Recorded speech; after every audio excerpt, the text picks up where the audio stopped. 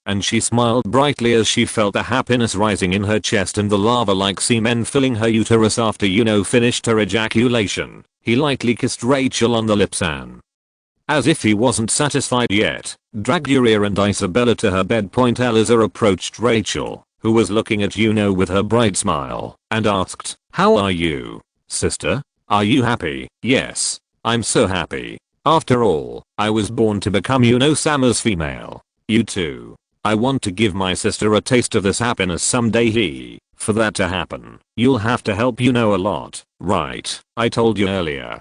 From now on, as Yuno-sama's secretary, I will be loyal to Yuno-sama." And someday in Rachel's mind, the image of her as the Emperor of Juno conquering the continent and the image of her as a male doctor violently conquering females in bed appeared simultaneously. And, as one of those females, I should become pregnant with Yuno-sama's boob. Rachel stretched out her finger and placed it in the hole in her pussy, which was dripping with cum, and licked it like it was a waste point, and she smiled happily as she looked at Yuno, who started fucking her mother and sister at the same time with her beloved sister, stroking the mound of her pussy with a tattoo of her uterus on it. Rael cum shot illustration chapter 109. The Shaking Balkan Empire. 2. The Balkan Empire shaky. 2. While Yuno's territory developed rapidly through the activities of the three women, the empire gradually became chaotic. While the imperial army faced the Tacito army on the Xenoplane, the Kentish rebels in the southwest gradually gained momentum, and Prince in the east also gradually expanded its power, overcoming the after effects of the previous defeat. Food supply was not working properly, and the number of refugees was increasing, so tax revenue was decreasing, and the situation in the Balkan countries was getting worse. Adria's imperial palace, Aegean. As soon as the royal council was held, the nobles had to bear the brunt of Emperor Henry's wrath. What on earth are you guys doing? What on earth are these so-called nobles doing? Right, fix it, your majesty. Since Count Radan's defeat was so decisive, I think it will take some time for the army to show results. Don't even mention that idiot's name. He's the one who should be thankful, just for cutting off his head cleanly. Count Radan, former Minister of Defense and Commander-in-Chief of the army, to recapture the Xenoplane, had his head blown off for responsibility for the defeat. Originally, it was not a defeat that would have resulted in execution, but Henry's current situation was so bad that even that could not be tolerated. Are you saying there is no one? Is there really not a single person among these many nobles who can come up with a solution to this situation? You bastards. I will cut off the heads of all of you. No noble was brave enough to make a proposal to the emperor, who was screaming loudly and saying he would cut off his head, and Henry's anger continued. Your majesty, how about a slightly different approach? Oh, Prime Minister, it seems like you are the only one I have. But what do you mean, a change in thinking? After calming down the rampaging Henry, Marquis Dietrich moved forward on the large map, placed in the middle of the royal palace, and pointed to the plain of Zenon with his finger. As you know, the current situation of the Imperial Army is not very good. The elite 1st and 2nd Corps have suffered small losses, but the problem is that the losses of the 6th and 7th Corps were cut in the last battle, so the number of Imperial Army currently on the Western Front is low. Since there are only 30,000 people, an active offensive is judged to be impossible. Not everyone knows that.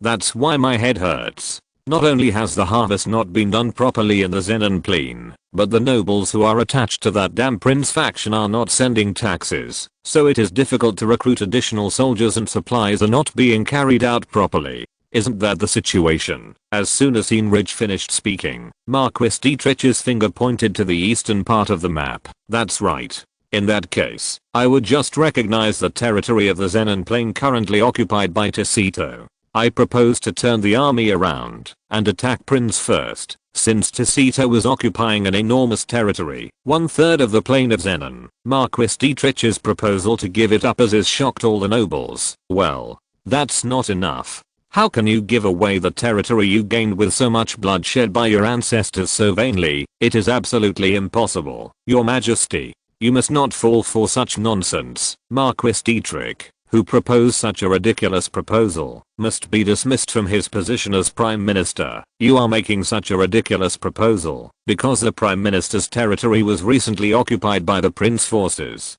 Your Majesty, You must never give up on the Zenon plane. Resistance erupted here and there, but Henry began to carefully consider the pros and cons of the Chancellor's proposal. Except for the emotional aspect. It's not a bad idea. In any case, realistically, it seems impossible to recapture the Zenon plane in a short period of time. If this long-term standoff continues, the management of the Empire will become more and more difficult, and it will become even more difficult to subdue the forces of the older brother, who is backed by the forces of Duke Windridge. In that case, the right decision here is to give what is given, and only take advantage. Henry, who was sensitive to the gains and losses of his interests, and received overwhelming support from merchants during his time as prince, quickly completed his judgment on the Chancellor's proposal point. While Heinrich was closing his eyes, the nobles' opposition was becoming more intense, and Secretary Marquis Garcia stepped forward to comfort Heinrich's mood. What kind of commotion is there now in the palace? Everyone, be quiet. Your Majesty is about to speak. In return for betraying Charles III and the Crown Prince, the Marquis Garcia, who maintained his previous position despite the change of emperor, silenced the nobles who were screaming and making a fuss next to Henry. First, in my judgment, I think the Prime Minister's proposal is reasonable. Our main enemy is Tacito, but sometimes flexible thinking is necessary. Your Majesty, absolutely not. That would shake the roots of this empire. The Zenon plane is the foundation of the Balkans. Don't forget that 1/3 of the empire's tax revenue comes from there. The backlash from the nobles was enormous, and in particular, when the nobles who had fiefs in the Zenon plane shouted out their opposition to the death with the spirit of not being able to see the emperor. Henry came down from the royal palace and approached the nobles, as if to appease them but suddenly Heinrich took out a sword from his belt and cut off the head of an old nobleman who was standing at the front of the group of nobles and shouting opposition. Your Majesty, what? Although the decapitated noble was a small to mid-sized nobleman running a small barony, he was a noble who had fought honorably for the empire on the front lines of the Zenon plane, and had taken refuge in the capital after the Zenon plane was occupied by the Tacito army, so the faces of the nobles gathered in front were shocked. Fear settled in. Now, is there anyone who has any further objections? If so, please come forward. I will personally listen to your opinions. The nobles were unable to say anything to the emperor, who was speaking in a stern manner, with blood dripping from his sword, and so the Marquis Dietrich's proposal was passed unanimously. And the next day, an envoy carrying a letter requesting a truce ended up heading to the occupied area of Tacito in the Zenon plain. Tacito Kun. Command. The Duke of Tarun, the commander-in-chief of Tacito's army, rolled his eyes in disbelief as he looked at the armistice in his hand. Now, wait a minute, is this what I see? Am I seeing it wrong? My eyes have been a little blurry lately. We don't believe it either, but it seems like the armistice agreement is correct. Tarun's staff also looked at the agreement with shaking eyes and lowered their voices. Isn't this a scam to get behind us? The Balkans are giving up the Zenon plains? Even though I said I encouraged a rebellion by giving military funds and mercenaries to the Kent guy I captured. With that, I don't think you will give up the Zenon plain easily. Well, it can't help but be true, right? This agreement has the Balkan seal stamped on it. If you commit fraud with this, the emperor's authority will fall to the ground. It's probably because they couldn't catch the emperor during the recent civil war. According to the spy's report, the Eastern region says it does not recognize the emperor and has even declared that it will follow the emperor. Then, how about taking this opportunity to push further and eat the entire Zeno? The staff exploded with anger at Tarun's suggestion. Your Excellency, don't you know that this is a ridiculous idea? Our army is overwhelmed with maintaining the area it has currently occupied.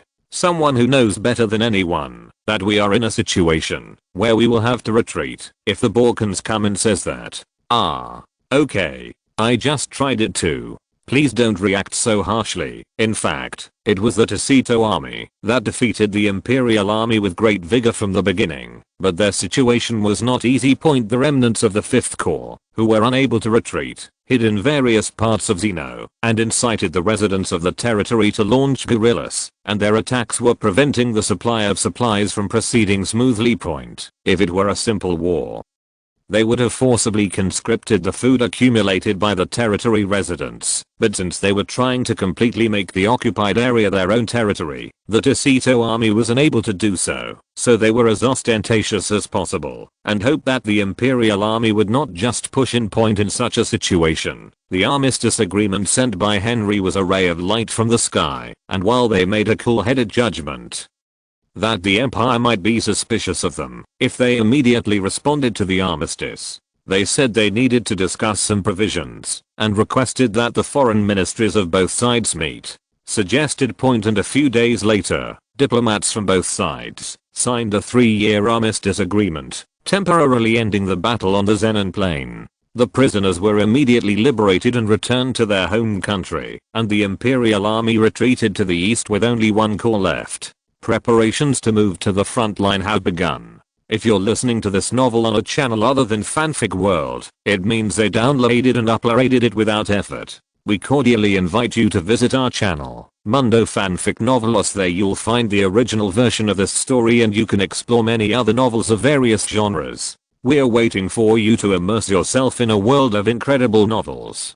Chapter 110, The Shaking Balkan Empire, 3. The Balkan Empire shaky. 3. The fact that Ticito and the Balkan Empire had agreed to a truce quickly spread throughout the empire, causing great shock to the people of the empire. It was a great humiliation for the Balkan Empire, which had never been defeated in an all-out war for almost half a century, to ask for a truce first, while taking out part of the Zenon Plain, which greatly enraged the lords who followed Prince. However, regardless of their fury, Henry's Imperial army began preparing to move east to subdue Prince Quang. This is crazy.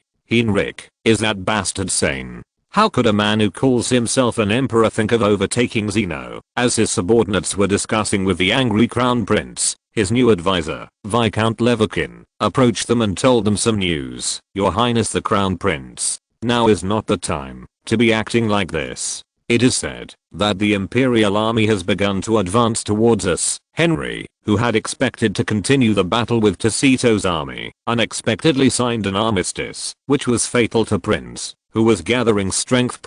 Even though the Duke of Windridge was with him, and the lords of the eastern region gathered under his banner, Prince knew very well that his forces were still too strong to oppose Henry, who had been crowned emperor. Damn it. It looks like Heinrich has completely planned it out. How big is it? We gathered the remnants of the 6th and 7th Corps on the western front, integrated them into the western corps, and maintained the front line. We have received intelligence that the remaining 1st and 2nd Corps, as well as the 3rd Corps from the eastern front and the Adria Guard Corps are coming.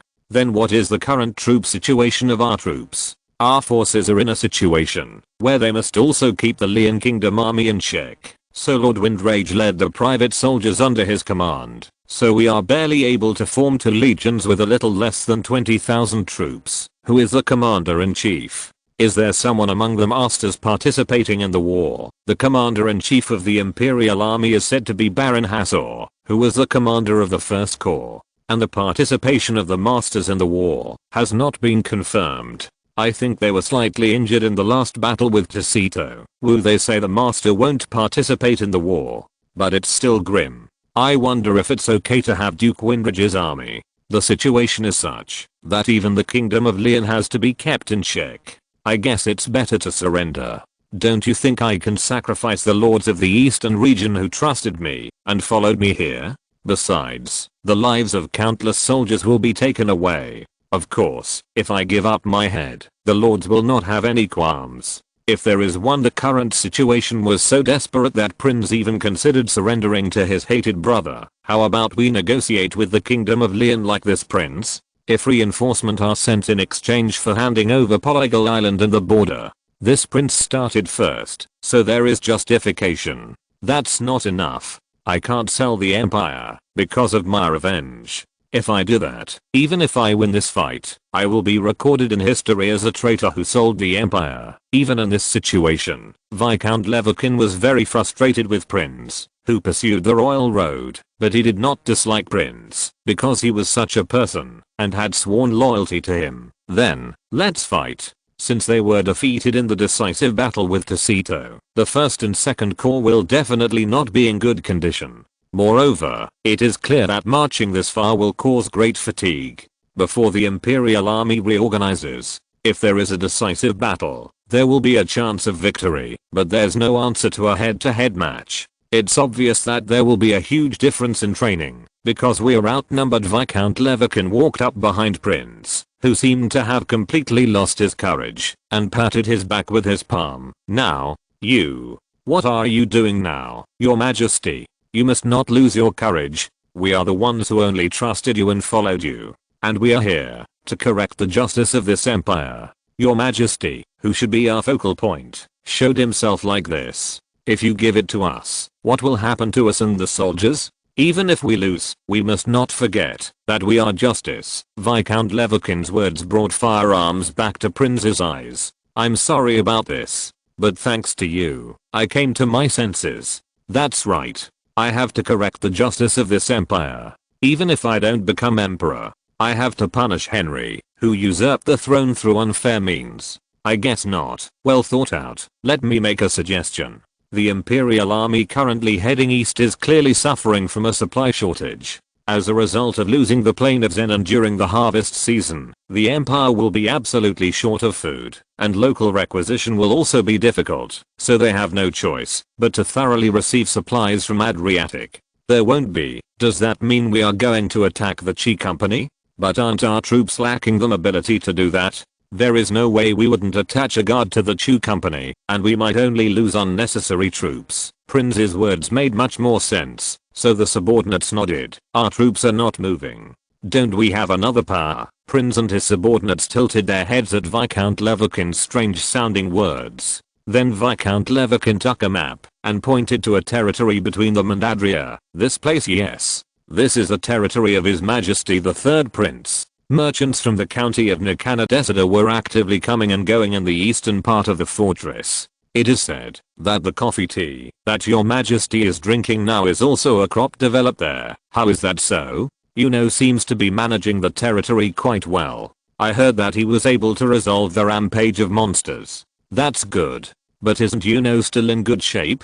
Besides, those are the mountain ranges. Other than that, there's nothing else that can be called military power, right? No. Although it is still difficult to move in earnest, it is said that normal movement is possible to some extent. Moreover, thanks to the development of new farming methods and the influx of refugees, I also hear news that military training is being conducted in earnest. But when Prince hesitated at Viscount Leverkin's suggestion, another subordinate supported Viscount Leverkin's opinion. It's not a bad idea to try to stab a persimmon that you can't eat anyway.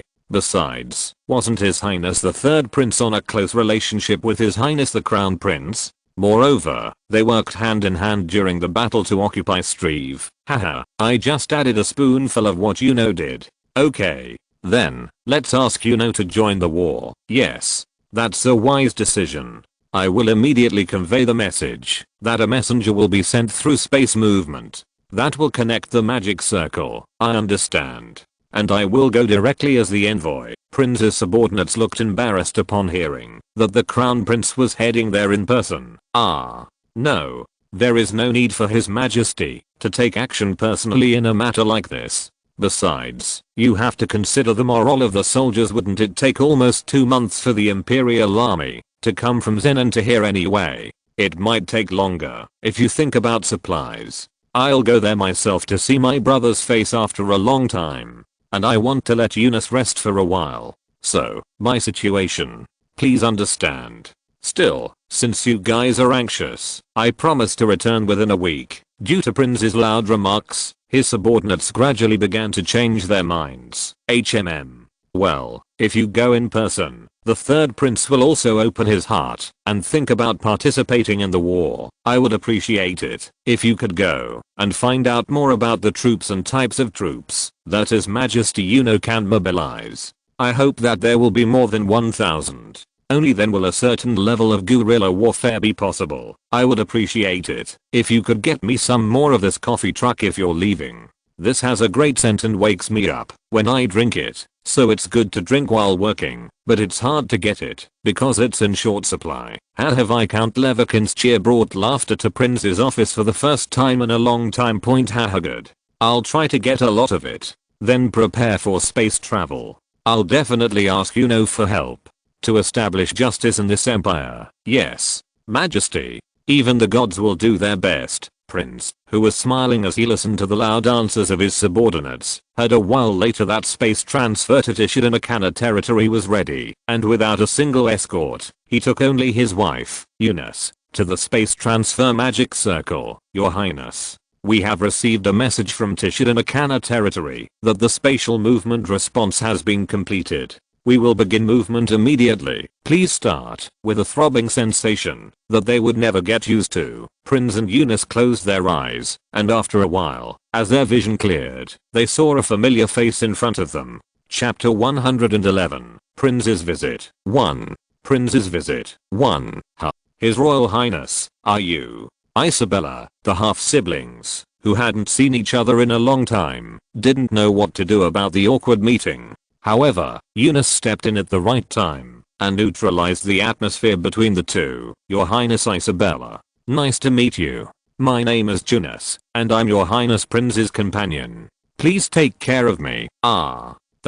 That she became the crown princess instead of Hiria. Isabella's gaze naturally turned to Eunice's lower body, but fortunately Isabella quickly came to her senses and raised her head again and shook Eunice's hand. By the way, what are you doing here in the countryside, His Highness? I received a request for space movement from the Duchy of Windridge, thinking it was a messenger coming. Haha, I'm the messenger, and I would like to make it easy for you to talk. Isabella.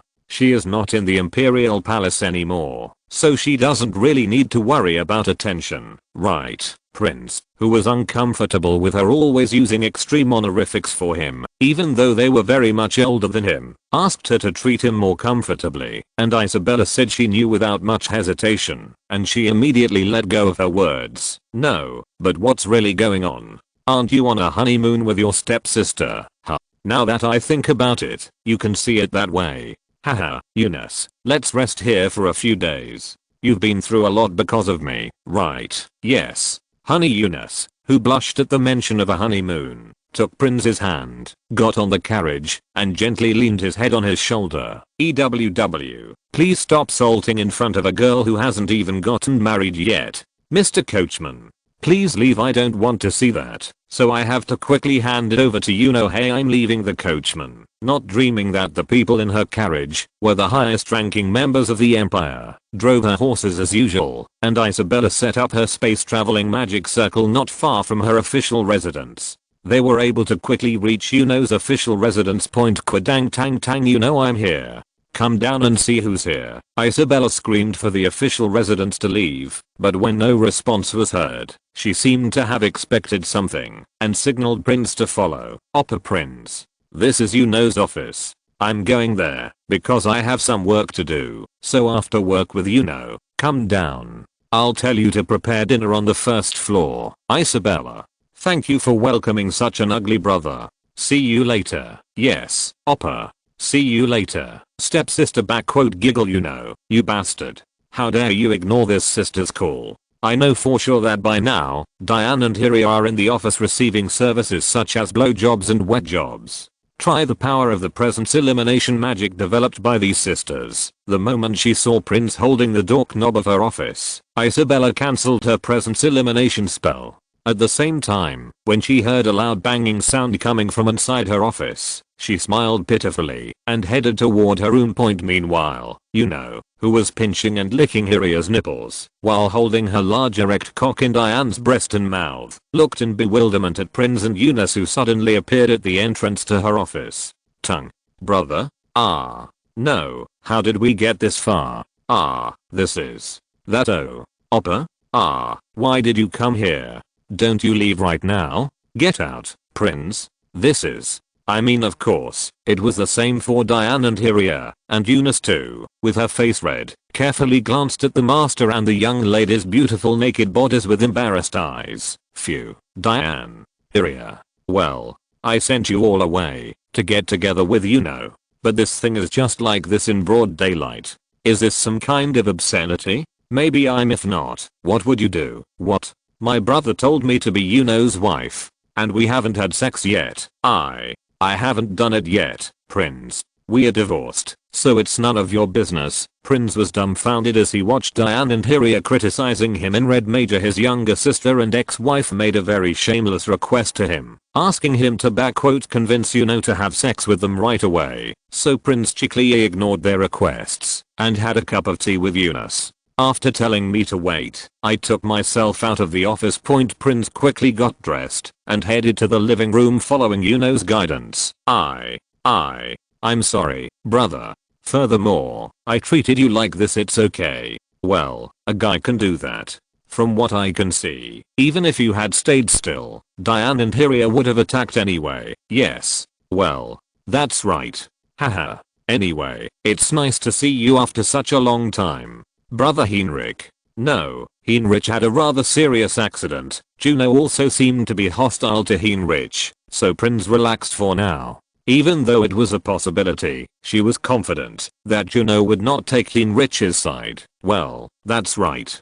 Still, I have no intention of being defeated like this. I will definitely defeat Heinrich and bring justice to this empire. Yes, if you are my brother, you can do it. So, if it's okay with you, could you provide some support for the military? You don't have to overdo it. As I came here, I realized how hard you worked to maintain this territory. You must have invested a lot of money to do this. The military. There probably wasn't enough room to raise a lot. Prince looked apologetic and spoke again. Still, if possible, I would like to help even a few hundred people. If so, it will be able to deal a blow to Heinrich's army supply line. Yes, of course I will. I will deploy all the troops I have that are available. I was already slowly preparing to get involved in this war. Really? Thank you. It's reassuring to know that you're taking this brother's side. Prince got up from his seat and hugged his beloved brother tightly. Oh my brother. If you're going to hug me, give it to your sister-in-law. And brothers should help each other in times like this. When can we help each other again? I don't think Heinrich is a brother anymore, so this is off topic. Yes, thank you. Let's help this brother and bring justice to the empire. And you will become the emperor and lead this empire even stronger. Well, although he had heard from Rich Tenora that his father had nominated him as the next emperor, Juno, who had never thought he would hear that from his brother, the crown prince, spat out the coffee he was drinking. No. Brother. What do you mean? Huh? Didn't you hear from Count Leech Tenora? My father said he would hand over the throne to you before he passed away in Henry's dark world. You know this, brother. But brother, I don't have the ability to do that. I don't have the confidence to lead the empire well. All I have to do is help you restore this empire to its original state. No, you have the ability to do that. You are the one who turned a fiefdom in this mountain valley that had barely lasted a year into such a prosperous fiefdom in a short period of time. Just like this fiefdom, you can make the empire the same way. It's just a difference in scale, brother. This is not me, but Sister Diane, my sister-in-law Hyria, Rachel, and my subordinates, who have worked hard to achieve this. If you say it, as if I did it. Prince gave the credit to his subordinates, and looked with gentle eyes at his good brother, who was about to give up the throne. Yes, the cultivation of this territory is probably the result of the efforts of many people, including Diane and Hyria. But have you ever thought about who they worked so hard for? Yes. It's for you. Not for me, not for Heinrich, but just for you. And he who stands on top naturally makes people follow him, just like you. So you are fully qualified to become the emperor of this empire. So be always confident. I want to have it. Nodded for a moment at Prince's words. Maybe what you say is right. But will your subordinates understand this? They probably don't know this. And even if they know, aren't they the ones who are loyal to you? Even if you suddenly designate me as emperor, they will. I won't admit it. That's why you need it. Yes, I wish you would take on the position of commander-in-chief of our forces in this war. Just like in Strife. Take away the loyalty of my subordinates with your shining reputation. Who are you? Who will bring greater glory to the Balkans? Engrave it in their eyes. Give it to me. Looking at Prince speaking passionately, nodded without realizing it. Okay. Then, please take care of me, So, let's stop talking about work here. So, why haven't you had a relationship with Diane and Hyria yet? That is a ho-ho. That's because the owner is so mean. He secretly enjoys having females begging him to have sex. Prince was taken aback by the sight of the maid suddenly popping out and refilling his coffee. The clothes were extremely vulgar, but the maid who suddenly barged in while the owner and the customer were talking was the first print I had ever seen. If a maid in the imperial palace behaved like this, her head could be blown off, and if a maid employed by a decent noble family showed this kind of attitude, it was natural for her to be fired immediately. No. What kind of maid is interrupting while the owner is talking? Ah, brother. That's... Kirimu is not just a maid. If it's not just a maid, then what? An elf? Only then did Prince see Kirimu's pointed ears on her ears and realize that she was an elf. But Prince's attitude did not change. Anyway, aren't elves and maids the same? Are you saying that elf maid can be your woman? Yes, that's right. That Kirimu was the queen of the elf squadron, but now she's fallen in love with her wonderful master, so she's supporting him as his female and sex-treated pussy maid. Ho what? What? Prince's thoughts stopped at the two absurd words that came out of Kirimu's mouth, and had to cover her face with her hands as she felt embarrassed. You are the queen of the elf squadron. Now, what did you say? Still, Prince's attitude became polite when he heard the word Sente Queen. In front of Prince, Kirimu showed off her huge breasts that were not properly covered by her maid uniform and explained once again. I'm a pussy maid exclusively for sexual treatment for Master Yuno. Whenever Master Yuno wants, I open my vagina to receive that huge cock, fill my womb with cum, and play the important role of milking my breasts every morning. So, Prince, please persuade Master Yuno and lead him to the throne. If you own Kirimu and my daughter Miruku, you are worthy of becoming the emperor of the empire. Kirimu actively supported Yuno's succession to the throne, releasing her pent-up energy. Although she lost her master status, Kirimu was able to become a top-level spiritist thanks to having sex with Yuno and accepting his energy. While feeling the tremendous force generated by a top-class spiritist, Prince had to worry just a little bit about whether he had made a mistake in giving up the throne to Yuno Illustration of Kirimu's lewd-made outfit seen by Prince. Chapter 112. Prince's Visit to. Next day, Prince rode a horse with Eunice and freely roamed throughout Yuno's territory. Prince, who smiled as he saw food piled up in the warehouse and the energetic appearance of the territory's residents, walked towards the military training center in the Yuno territory. First, Prince, who had been impressed, even after seeing the cavalry of Liebig trained by Cordelia in the Tacito style, was completely amazed when he came here.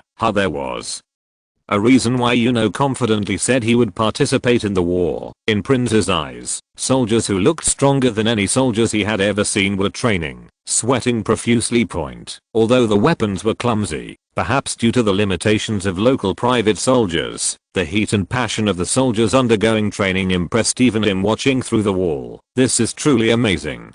At this rate, if we provide armed support, we would have a chance of winning, even if we went head to head with the Imperial Army. Haha, that's right. If we fight one-on-one, we'll be able to fight any soldier. I've trained my stamina to a level that is comparable to that of knights. Prince turned his head at the voice coming from next to him.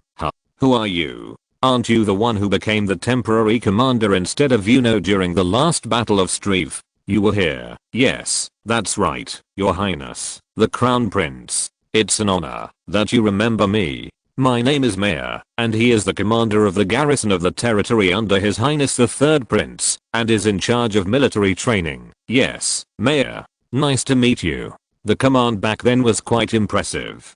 By the way, he disciplined his soldiers so much. Was that your idea? No. I'm just training them physically according to the guidelines given by His Highness Yuno. I'm just training them to be able to respond on their own in case of an emergency by mixing in some tactical training and mobile tactics. I see. Still, it's really amazing.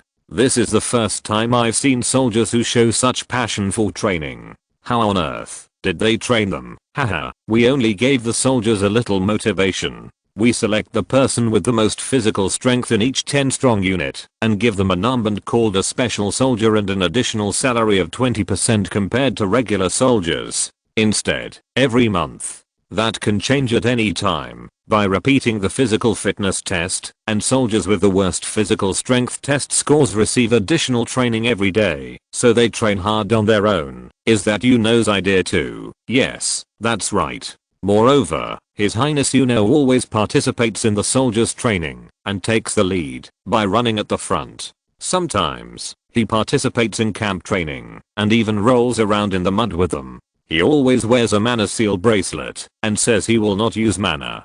Even though he played with others, he never allowed him to come in first place. How it's Yunoro, of course. It's amazing. Really, His Highness Yuno also promised that if a soldier with better records than himself were to come out, he would be given a rank of nobility. So the soldiers gritted their teeth and ran. While listening to Mayor's explanation, Prince's eyes widened at the huge number of soldiers pouring out of the barracks while inspecting Yuno's army. No, how many troops are there? I expected about 1,000, but there are only 200 cavalry troops in this. Currently, there are 3,000 soldiers who have completed military training, and we are forming a 1,000-man corps of 1,000 heavy infantry and 2,000 light infantry. Also, 1,000 new soldiers are being trained starting this month, but the supply of weapons is delayed, so military type training is not yet available and physical strength is limited. The training is focused on discipline. I guess I can help you with that. After I return, I will send you the remaining equipment through space transfer. If it is about 1,000 light infantry equipment, I will be able to supply it through space transfer. By the way, are there any archers? Actually, it wouldn't be possible to train archers in a short period of time. If you provide equipment, you will be able to turn them into excellent soldiers very quickly. And we excluded archers because they can mobilize monster mountain rangers. As you said, they are also a difficult type of soldier to train in a short period of time. You mean mobilizing rangers? Then, if monsters enter the territory, won't there be a lot of damage? That's because there are mercenaries currently guarding our territory. Mercenaries? Are there such large-scale mercenary groups that come all the way to this mountainous area? Besides, why hire mercenaries, leaving behind such a great army? When he was defeated in the last battle with Heinrich, he experienced painfully how difficult mercenaries were to gather, so the fact that Juno hired mercenaries was surprising. Haha. You will naturally find out about that if you go to the ranger headquarters. As Mayor avoided answering, Prince became even more curious about what kind of mercenary he had hired. Therefore, Prince sent Unisman to ask for permission to have lunch with Yuno, and then rode quickly to the ranger headquarters at the beginning of the Monster Mountains. Your Majesty, why are you speaking so quickly? Looking at things like this, I don't think it's for no reason that Your Highness Yuno has a short temper. Mayor could be heard muttering behind him, but Prince ignored it and got off his horse and headed towards the guard post where the rangers were standing guard. Stop. Identify yourself. Unauthorized people are not allowed to enter from here on out. I'm Mayor. I have an identification card here, so check it out. William, who clearly knew each other, yesterday received word from Yuno that the Crown Prince might visit. He ordered the guards to be on guard according to the manual, and Prince was impressed once again as he watched the rangers check his identity in detail. Maybe it's because it's a territory ruled by Yuno, but everyone is working properly. If Juno becomes emperor, it is clear that he will make the entire empire like this. Although there was a slight misunderstanding, the rangers acted extremely surprised after checking Prince's identification card, further deepening Prince's illusion, and he felt that his faith in his younger brother was becoming stronger. Brit meeting His Highness the Crown Prince. My name is William, and I'm leading the mountain rangers of Tessidamakana territory. Nice to meet you, William. The rangers' discipline has really been maintained. I would like to express my gratitude for your hard work leading the rangers and protecting the outskirts of the empire. Thank you, Your Majesty. It is not just my hard work, but the hard work of everyone who makes up this territory. Thanks to the rangers working hard on guard and the people of the territory ensuring our support behind the scenes, we can feel safe here. You can protect it. Haha, that's true. But how does that diminish your merit? Excess of humility is also proportional. I will keep this in mind, Your Majesty. Following William's guidance, Prince checked the anti-monster weapons and the ranger's armament at the guard headquarters, then returned to William's office and had a brief chat over tea. Anyway, according to Mayor, in times of emergency, rangers may participate as archers in the territory. Is that okay? Yes. That friend is right. Even if we are away, there are powerful mercenaries on our side who are still hunting monsters in the forest. Mayor said there was a mercenary a while ago, but he didn't reveal his identity. Who on earth are those mercenaries? They are mercenaries who will go anywhere for money, so they absolutely prefer doing various jobs in the capital, rather than in a forest like this. I would prefer it, haha. Since your majesty is curious, I should introduce it to you now. Please wait a moment. After briefly asking for understanding, William stood up, went to his window, and blew hard on the small flute hanging around his neck. Point beep. After a high-pitched sound sounded from a small flute, Prince felt a great vibration beneath his feet. This isn't the monsters attacking? Are they not reacting to the sound of the flute? However, none of the rangers in the headquarters office took any action, and some rangers were seen resting outside and playing ball, so Prince had to hold his head in confusion. Choir. And when 3 enormous trolls appeared outside the window with a huge roar, Prince pulled out the sword he had on his waist for self-defense. What are you doing? You're a troll. Kill that troll right now, Krung. It's been a while. William. Why did you call me? I haven't heard from you or Miri. However, when human words flowed from the mouth of the largest troll standing in front of him, and the troll shook William's hand in a friendly manner, Prince's jaw hung wide open. Nice to meet you, Ajin. It's not a big deal, but His Highness Yuno's older brother here said he wanted to see you, so he called me. If you're my lord's older brother, wouldn't it be good to make your acquaintance, Kroon? That's right. Nice to meet you. I'm Ajin. They say I'm Yuno-sama's older brother, but I only serve Mirinim's wife, Yuno-nim, and his female. So I won't offer a separate courtesy. It is said that the giant troll speaks human language and serves Yuno, and when Mayor asks to see the Baoji from next to him, Ajin raises an axe and creates Buji, and Prince realizes that he is a master troll who speaks human language. I lost consciousness while standing due to the excessive shock of the fact that it was being destroyed. Your Highness. Come to your senses. Your Highness. Crrrr. Yuno-sama's older brother is so weak. Shouldn't he be fed more meat? Ajin. This is not the time. If this person dies here, who do you think is responsible? Go and bring me cold water right now. At the words of Mayor and William, Ajin thought that she might be reprimanded by Miri, so she ran at her maximum speed, filled her large hands with her river water, and sprayed it on Prince's stunned face. Abandoned poo up. Hero. Oh, I'm sorry.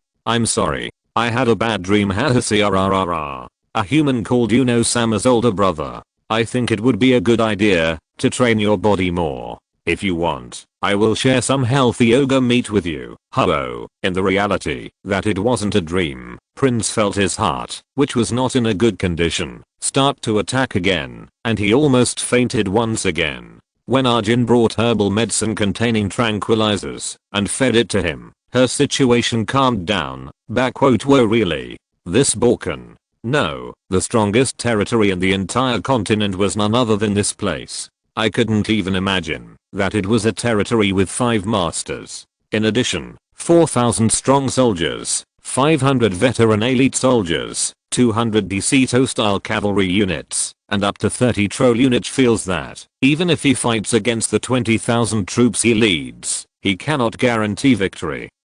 And Prince plans to take revenge on Henry, saying that it was a godsend that he personally came here and attracted Juno to his side. Came into his head one by one.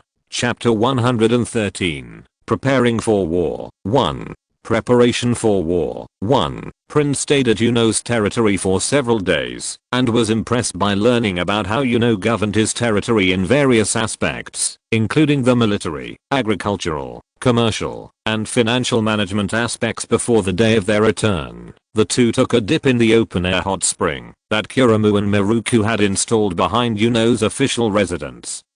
Even mobilizing their spirits, and enjoyed a light drink, and shared brotherly feelings. Wow, this place is really nice. And thanks to Isabella's soundproofing magic, there's no need to worry about sound leaking beyond her residence. Yes, that's right.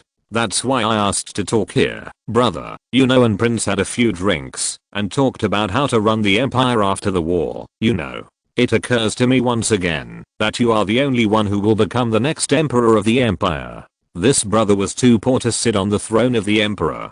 So, please become emperor and run the entire empire into such a wealthy and powerful nation. I hope you. Yes, brother. I understand. Although I'm not good enough, I will do my best. But to do that, I must first lead this battle to victory. After several days of persuasion from Prince and his women, Yuno finally decided to become the next emperor. Backquote.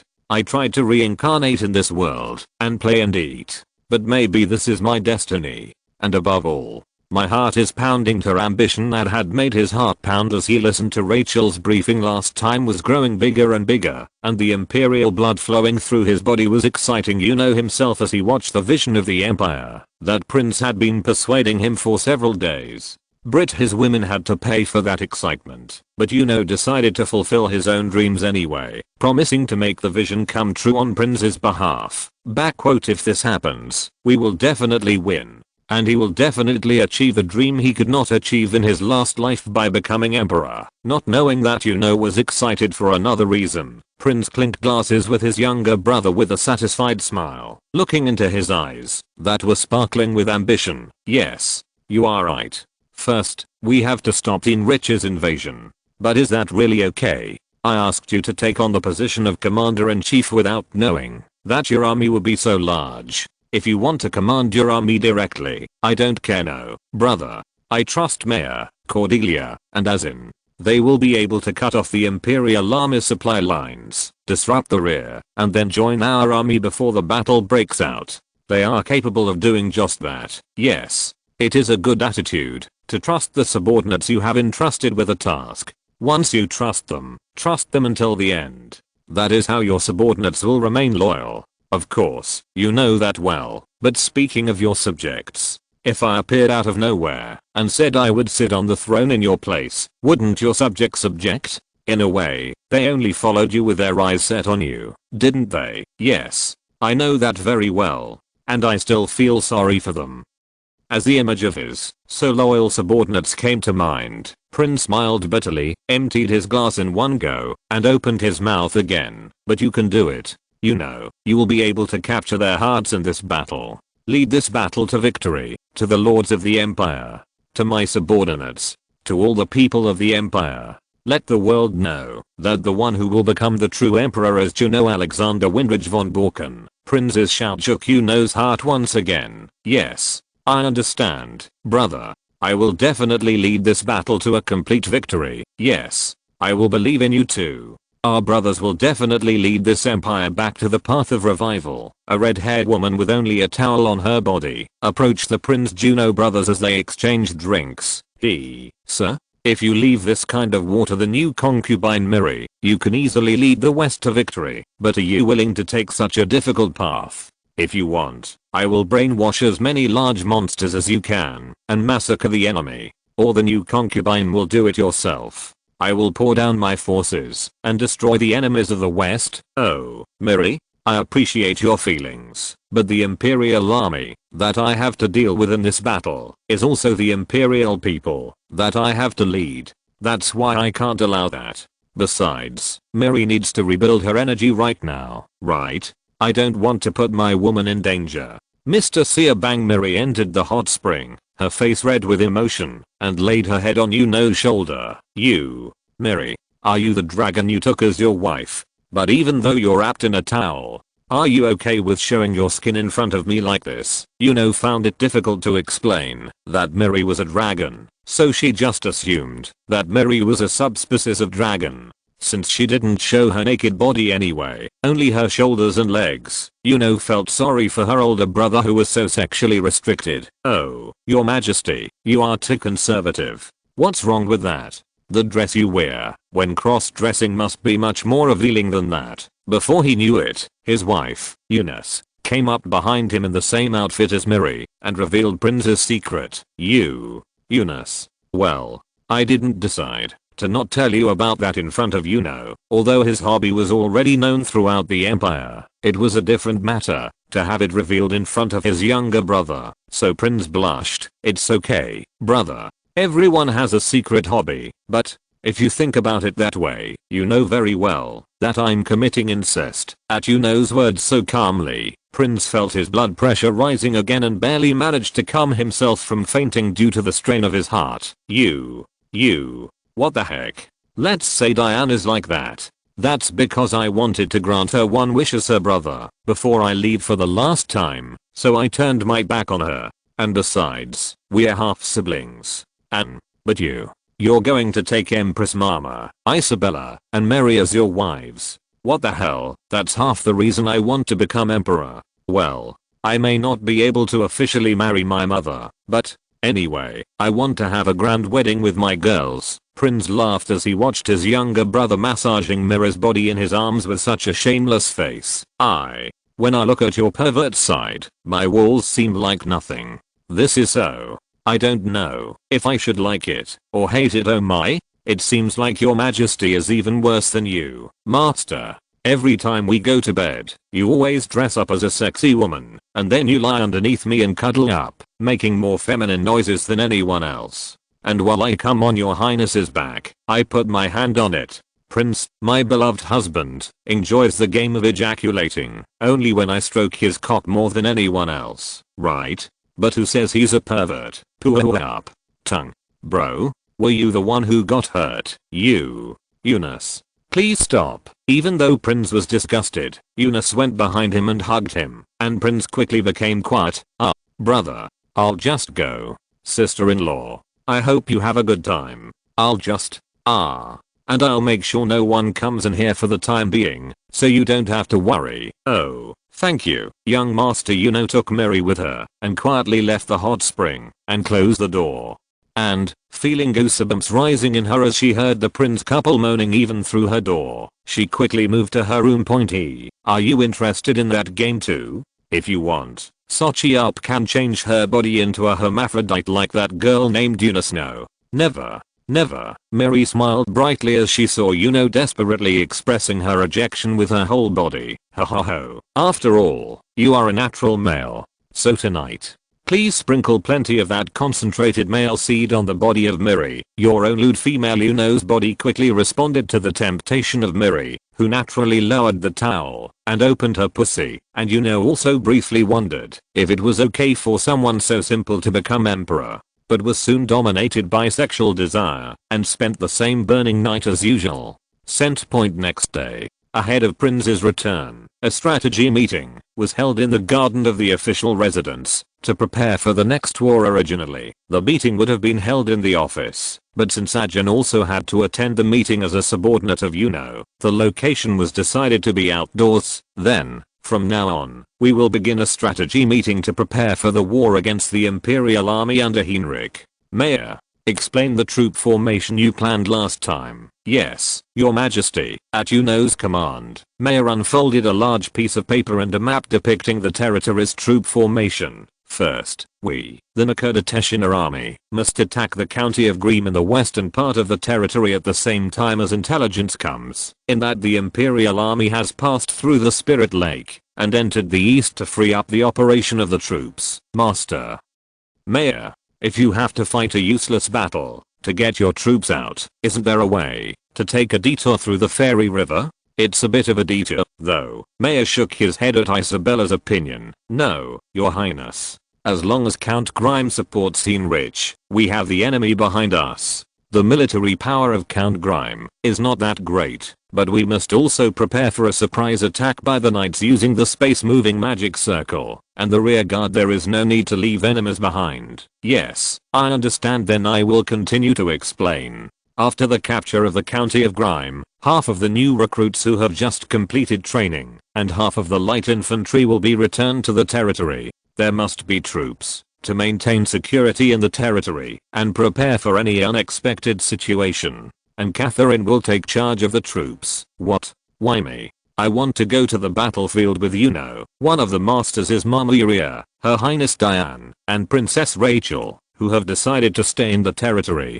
Master Hiria, you have to protect Mistress Miri. Eliza has revealed that she is still immature in that regard. In that case, Rahi Count Tenor and Catherine are left behind. But Count Richtenor has made it clear that there is someone who must be beheaded, and that they must participate unconditionally. Well, I can't do that. Instead, before you go on an expedition, and after you come back, when Catherine came next to her and pressed her huge breasts against hers, openly asking for sex with her, Juno stretched out her hand at an angle that would not be seen by others and put it inside Catherine's dress. She massaged her breasts. Wow, such a lewd wife. I can't believe that you were a very solemn teacher not long ago. That was a story from Wenning. Although the two were whispering quietly, before they knew it, Richtenor was clicking his tongue as he looked at the pitiful behavior of his former student and current rival. So Juno and Catherine were embarrassed and had to untangle themselves.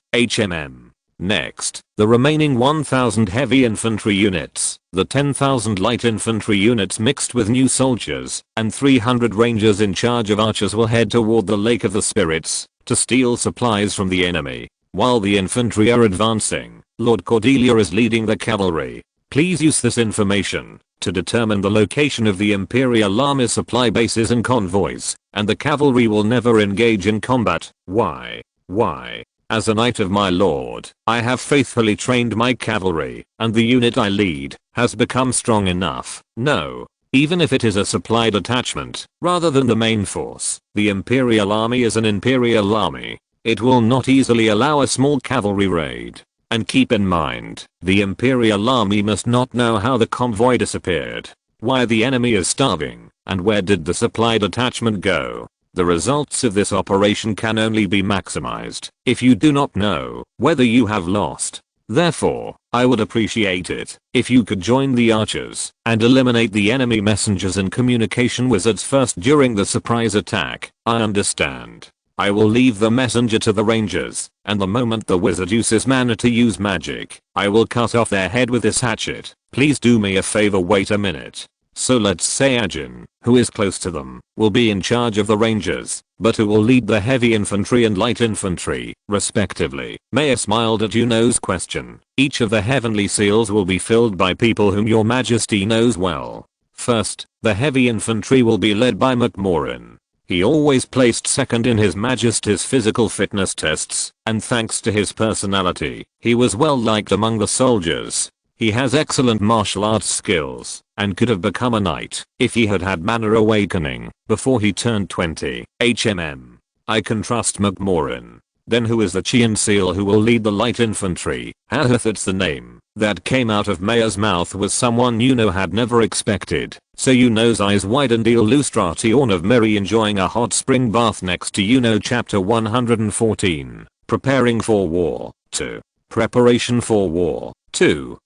Jared, yes, your majesty. It is judged that Jared, the territory's former guard captain, is a suitable candidate to lead the light infantry. Didn't I send him to the ranger unit because of his corruption? And he's suddenly the leader of the light infantry. Still, he must have changed his mind, so he served faithfully as a ranger and received training diligently. When I trained him, he showed extremely agile movements befitting his size.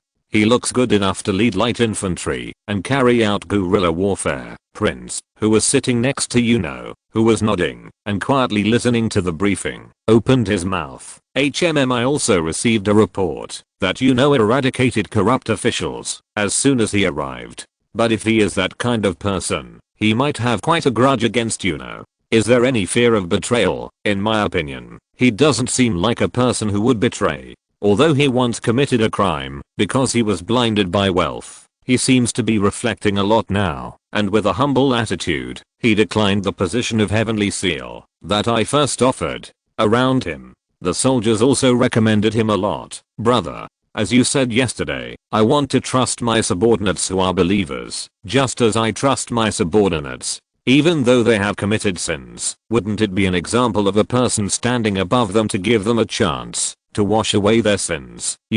If that's what you think, I'm fine with it too. Then let's go like that. Once Prince agreed, the commanders of each unit were confirmed. Our army's basic strategy is as follows.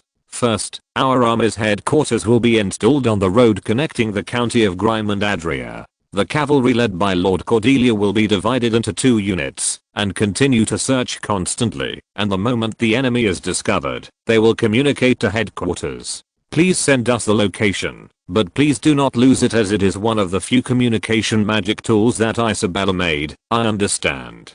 Captain Mayor. Then, first, the heavy infantry led by McMorin will sortie and attack the enemy together with the cavalry, and the light infantry led by Jared will be given the role of reconnaissance during the battle, blocking the enemy's escape routes and chasing down any escapees that may arise. Still, I don't want to waste too much time in seizing the supply ship and end up late for the decisive battle. Please allow me to arrive at Windridge territory by a later date. Yes, His Royal Highness the Crown Prince. Then this side is over. What will be the composition of the personnel to support your side? It was composed mainly of high quality personnel, rather than troop support. First, I tried to fill my role according to the troop composition provided by His Majesty the Crown Prince. But please discuss this again with the local staff. Good. If I say that this is what I planned together with the staff won't object too much. First, Count Leech Tenor will lead the knights. First, the knight's strength is absolutely inferior to ours, but I don't know what will happen if Count Leech Tenor is here. HMPH. Don't worry. Unless the guard knights participate in the war, there will only be mid to low level knights there. Even up to the upper level knights, even 10 people can attack at the same time, so don't worry. The fact that the Empire's masters refused to participate in the war due to injuries may have been a camouflage tactic, so don't believe it too much. Haha, if something like that happens, I'll come out, so don't worry. Teacher, if you ask for help, I'll rush over to you, so you have to tell me. Giggle kick. Haze, Your Highness. Thank you so much for worrying about God. Since everyone, including Prince and the others, was there, he couldn't talk to and beat him up, but Lich Tenor was determined to punish his obnoxious student someday. Teacher? Juno, did you learn swordsmanship from Count Leech Tenor? Ah, it's roughly the same feeling. Isn't a sword an extension of a fist? It's like a noble knight's swordsmanship or my own fists. That's right. Duke. Juno smiled brightly as he watched Lich Tenor grinding his teeth, and Maya looked at Juno with anxious eyes, and in the end, he had to tell Eliza to take care of him. Eliza, I would like you to stand on the front line with Her Highness and keep Her Majesty from running away. She is definitely not someone who will sit still in the command post. Last time at Streve, she broke through the castle gate alone without the support of allies. Do you know how embarrassed I was when you came in? Yes, Commander Mayor Guard. Don't worry too much. Even though he looks like a crazy person, he is very deep inside. He's deep inside. The range of increasing women must be deep. Damn. If it weren't for his wife, he would have already done this. My wife, who has tasted the gold coin salary, is going on a rampage, threatening to kill me if I hit her. Haha. Major, who briefly lamented his situation, continued his briefing, and Her Highness Isabella and Her Highness Mary, it appears that you will have to prevent any unexpected magic attacks from the enemy. Her Highness Prince raised suspicions that Jennifer, the Imperial Tower Master, participated in the last war. So, of course, Heinrich, who is now the Emperor, must also be the Magic Tower Master. We will mobilize. What? Jennifer could come. Ah. Now that I think about it, Count Leech Tenor when Mayor, who only then remembered that he and Magic Tower Lord Jennifer were a couple, blurted out her words. Rich Tenor waved his hand, saying it was okay. HMPH. I came here after divorcing that lewd bitch. So I have no relationship with that bitch anymore. I don't want to have anything more to do with that bitch who cheated on me with her decent husband. Ah. Yes, well, I understand. Anyway, Her Highness Isabella and Her Highness Mary, please take care of me. I understand, Master Mayor. Don't worry. It's an opportunity to compete with the Magic Tower Lord through magic. I really want to clash with him from my side. When Mary showed her confidence and said that she understood, Maya turned her attention to Kuramu and Miruku who were filling Yuno's teacup. Lastly, I would like to ask Kuramu-sama and Miruku to escort His Highness Yuno. You two have quick feet unique to elves, so you can follow His Highness and use elemental arts. to block long distance attacks from Yuno and the others. I would like to ask you to do your part. You are giving our maid mother and daughter a chance to be active as well. Master, my mom and I will absolutely protect you, so don't worry. Of course, we will also protect the others. Okay, let's finish forming the expedition force like that. Sister, make a few more communication magic tools just in case. By the way, Ajin is following the expedition force. Will the trolls be okay? CRRRRMMM, you know, there is no need for you to worry about such trivial matters. Our tribe is now well aware that it is much more comfortable to live near humans and help them rather than suffering day after day at the foot of the mountain. Then wouldn't it be better to just come into our territory and live there? I guess you guys also have a separate number of people to hunt. I think it would be difficult for the young cubs to live in a human village because they are still not good at controlling their strength or emotions. We will gradually resolve that issue. What do you know? Since you are the leader of the tribe, you are probably right in that regard. Before you leave, stop by the tribe and tell the person who will lead your tribe while you are away that I'm in good hands. I understand. You know. Crumble. Thank you for always taking care of me. Then let's finish organizing the personnel like this. Tonight, our troops will cross the Grime Range. Rachel, is the bridge construction completed? Yes, Lord Yuno. It was built to connect to the forest upstream, so Lord Grime has not yet figured out that the bridge was built in our territory. The fishermen also fish near the fairy lake, where there are more fish than the fairy river, so there was also someone who saw it. It is judged that there is none. Yuno smiled with satisfaction at Rachel's report point when the meeting ended. Prince and Yuno stood up, and May took over Yuno's luggage, which had also carried Prince's luggage, and sent Prince off with Yuno. Brother, if you go first, I will join you there. After we capture Grime territory, I will probably join you tomorrow. Yes, Yuno. Captain Mayor, please take care of the rear. Don't worry, Your Highness. If this is successful, the Crown Prince's title will disappear. But before that, May, I will definitely make you a noble. Huh. Oh, no, I don't need that. Mayor, who had no idea how much his wife, who had a taste for money, would despise him if she tasted success, shook her head and desperately refused. But Prince said that he had such a humble subordinate and admired that Yuno had a servant's uniform and moved the magic circle through space. I got into a carriage heading to Point. Haha. Mayor, your brother is making you a noble.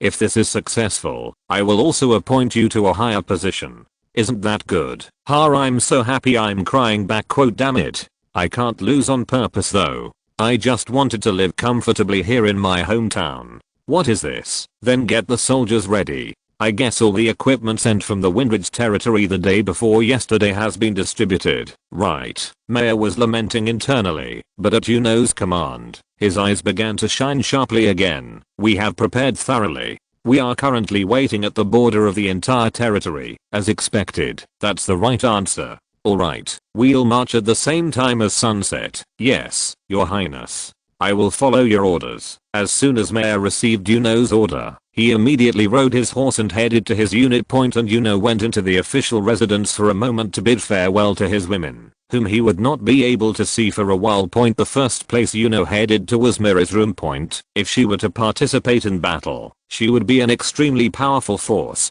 but if she used her energy, her negative energy would be filled again. And the situation from last time could be repeated, so Yuno had no intention of letting Miri participate in the future. In advance, I'll be back soon, so make sure you get your energy back, right? And if you run into any trouble, escape with my girls. Yes, sir. I will be patient and wait for what I want to see. You must come back in good health, right? And this Miri presented an amulet to Yuno. What is this? This is an amulet to pray for safety that was made by collecting a little bit of Miri's remaining energy. Always keep it in your chest without removing it from your body. Okay. Thank you in advance. I love you. Yes, sir.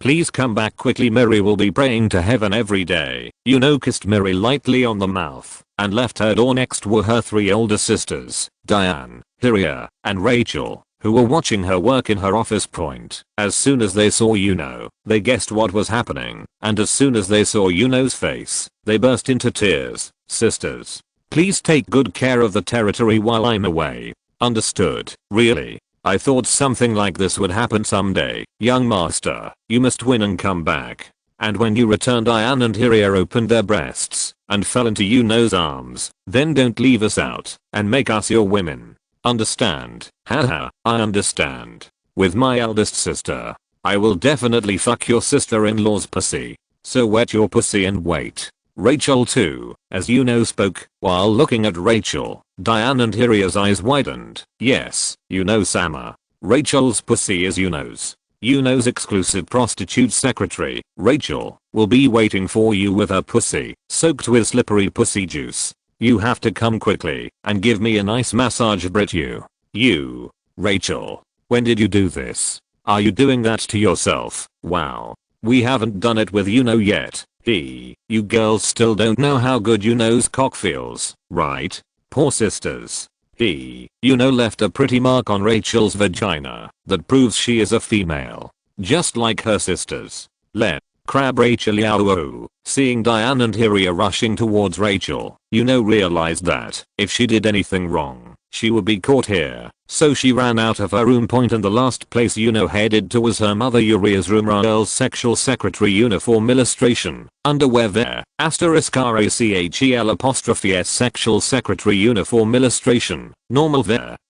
Chapter 115. Yuno's rapid advance. 1. Yuno's rapid advance. 1. Knock. Mom, I'm going in. Yuno knocked and announced his intention to enter, but there was no answer. However, Yuno knew that she was in her room because he felt a presence in her room, so he didn't wait for her answer and just forced the door open and entered. Mom. As he entered the room, he could see his mother sitting at the table, making something of her own. Are you here? She just came into Mommy's room when Mommy didn't even ask her to come in. What a bad boy. Yuria also paused what she was making when Yuno came in and greeted him with a smile. Why do you need permission to go into my girl's room? That's right. Mom is my son's woman. Yuria raised her body and fell into Yuno's arms. Then Yuno hugged her mother tightly and let go of her body. After enjoying her mother's soft skin, her fragrant body, and her warmth for a while, Mom, I'm going to go now. Just wait a little while and I'll be back soon, so don't worry. Yes, I want to hold on to it, but since this is your will, I'll wait for Mom. She must come back safely. At the same time, Yuria handed what she was making on her table into Yuno's hands. What is this? Yuria's face turned red at Yuno's question. It's a doll made by my mother. It's made from her mother's pubic hair. They say that if you have this, when you go to the battlefield, all the arrows that come at you will miss. Although it was just a superstition of unknown origin, and arrows and the like could not harm her, Yuno placed the doll that her mother had carefully made into her arms along with the amulet that Miri had given her. Mother's pussy hair. It's quite a precious doll. If it's a doll made with the pussy hair of the most noble woman in the empire, I can decorate the palace later. Oh, Mom, I've been working hard on this for a week, so are you going to make fun of me like that? Haha, it's just a joke. Mom. Thank you. I'll keep it as a treasure and return it to you after the victory. Then, I'll really go. You must be safe. If you come here injured, I will give you a slap on the back every time I see a wound. Feeling a surge of strength thanks to her mother's cheering behind her, Yuno went out to the yard of the official residence, joined her women waiting there, and headed to the Fairy River, where her army was stationed. As Yuno and his group arrived at the Fairy River, the sun was gradually setting, and as the time for dispatch approached, he noticed that the soldiers' tension was gradually increasing. Mir received a report from McMoran and Jared that all soldiers were ready and relayed it to Juno. Soon, Yuno mounted a horse, rode to the front of the army, and began to give a speech, and Yuno's voice began to resonate across the Fairy River, which was beautifully colored by the sunset. Listen. From now on, our army will advance into Grime territory. Some of you may be wondering why we have to fight. It is probably because this fight is not about protecting your families or your hometown. In battle, someone here could lose their lives, and someone else could suffer lifelong disability. Your Highness Yuno. If you do that, the soldiers will be even more nervous. Yuno continued his speech, rejecting Mayor's dissuasion. But, are you just going to watch the empire become like this? This country you live in is in shambles. It has been corrupted by the corrupt Emperor Henry, its territory taken away by Tacito, and rebellions continue to occur. I mean, can you watch what is happening? No, we will step forward. We, who have been trained by His Majesty himself, can do it. Long live the Balkans. Victory to His Majesty Yuno. Seeing his soldiers shouting various words and pledging victory, Yuno raised his voice even louder. Yes. We are fighting to straighten out the Balkans. We are fighting for our future. Furthermore, we are fighting to make a better country for your children to live in. For our future, for the country where our sons and daughters will live. Thanks to Yuno's powerful speech, images of living happily with their children were already emerging in the soldiers' minds, and the fact that the territory had become increasingly wealthy since Yuno took office supported this. This is a duty, our only right to do it. I promise you this. I, Juno Alexander Windridge von Borken, promise you, we will be victorious in all future battles. Heinrich screws up. You will rebuild this empire. Make Vorken great again. Wow. From now on, you are neither the Tsidana army nor the Yuno army. You are the Revolutionary Army. It is the Yuno Revolutionary Army that will bring a new wind to this Balkan. Yuno. Yuno. Yuno. Yuno. Looking at the soldiers chanting his name, Yuno pointed to the newly built bridge over the Fairy River. Advance, Revolutionary Army. This Yuno will bring you victory. Since no one in Grime territory knew of the existence of this bridge, there were no defensive forces at all, and Juno's army began to march. Following Juno and the lead point, the Grime territory was in much better condition than Juno's territory, but refugees were also created here due to the food shortage that struck the entire empire. So Juno's army reached Fito Castle, where Count Grime resided. Without any hindrance. What is it? Why aren't there any guards? It's a rumor. I heard that Count Grime doesn't use guards at night because he doesn't have enough food to feed his soldiers. Because he has to collect entrance taxes during the day. But I don't know if that's true. This makes the strategy we came up with to take down Fito Castle completely unnecessary. Mayor also stuck his tongue in such an absurd situation. An easy victory was expected, but Yuno could not help but smile bitterly at the thought that the empire had completely fallen into ruin. But that doesn't mean you need to look at it. Looking at this mess, any regrets I had toward Count Grime disappear. All troops, get over the castle. With Juno's orders, the light infantry led by Jared began climbing the castle walls. The walls, which were originally supposed to be a desperate defense, were silent, and the gates of Fito Castle were opened very easily. McMorrin, you occupy all the gates with your heavy infantry. Make sure no one can pass through the gates until I give you permission. I understand. Captain Mayor, Jared.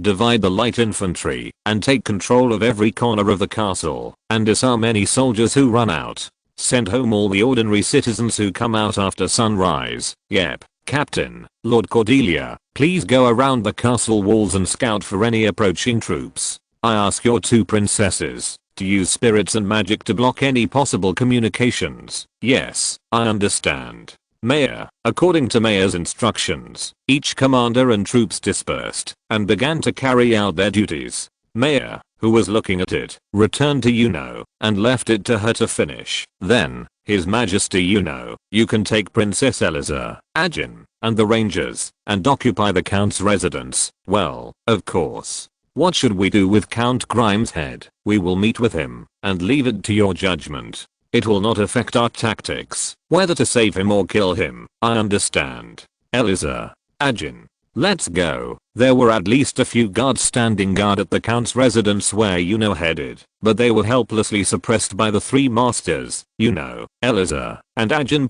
The rangers who soon entered the residence quickly occupied the Count's residence, captured Count Grime, and brought him to Juno. Ugh, is this a dream?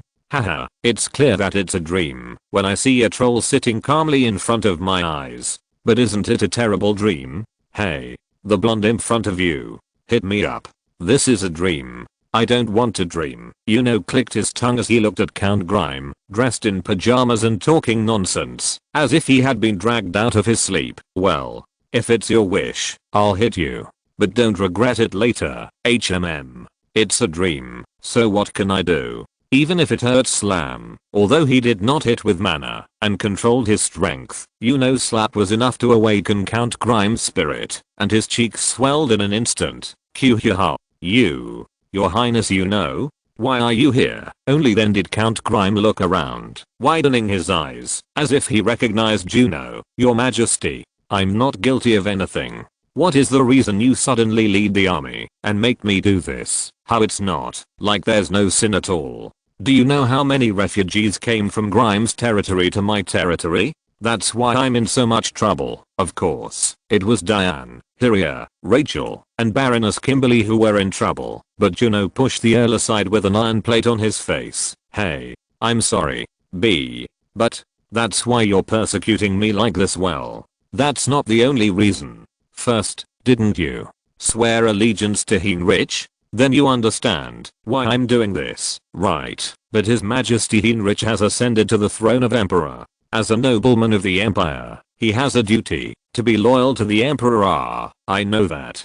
But I have no intention of acknowledging an emperor who committed adultery. That's why I plan to go to war with Heinrich. So, isn't it natural to suppress you, who could disrupt our army's advance route and rear? Count Grime rolled his eyes, as if he had finally fully understood the situation. I was wrong, Your Highness. Please spare my life, HMM. What did I do wrong, Your Majesty? No, it is clearly my fault, because I knew that Heinrich had ascended to the emperorship through an unfair mean, and turned a blind eye to it. However, considering the sincerity I showed when Your Majesty first went to the estate, if you would consider it just a little bit in the first place, he didn't really intend to kill Count Grime, and seeing him languishing on the floor like this was both cute and pitiful, so Yuno imprisoned his relatives for a while, and he agreed to join Mayor's army book group on the condition that he serve in the war. It saved his life. Still, it is a prison, so it will be in the form of a pension in a suitable house, so the family will not be greatly inconvenienced.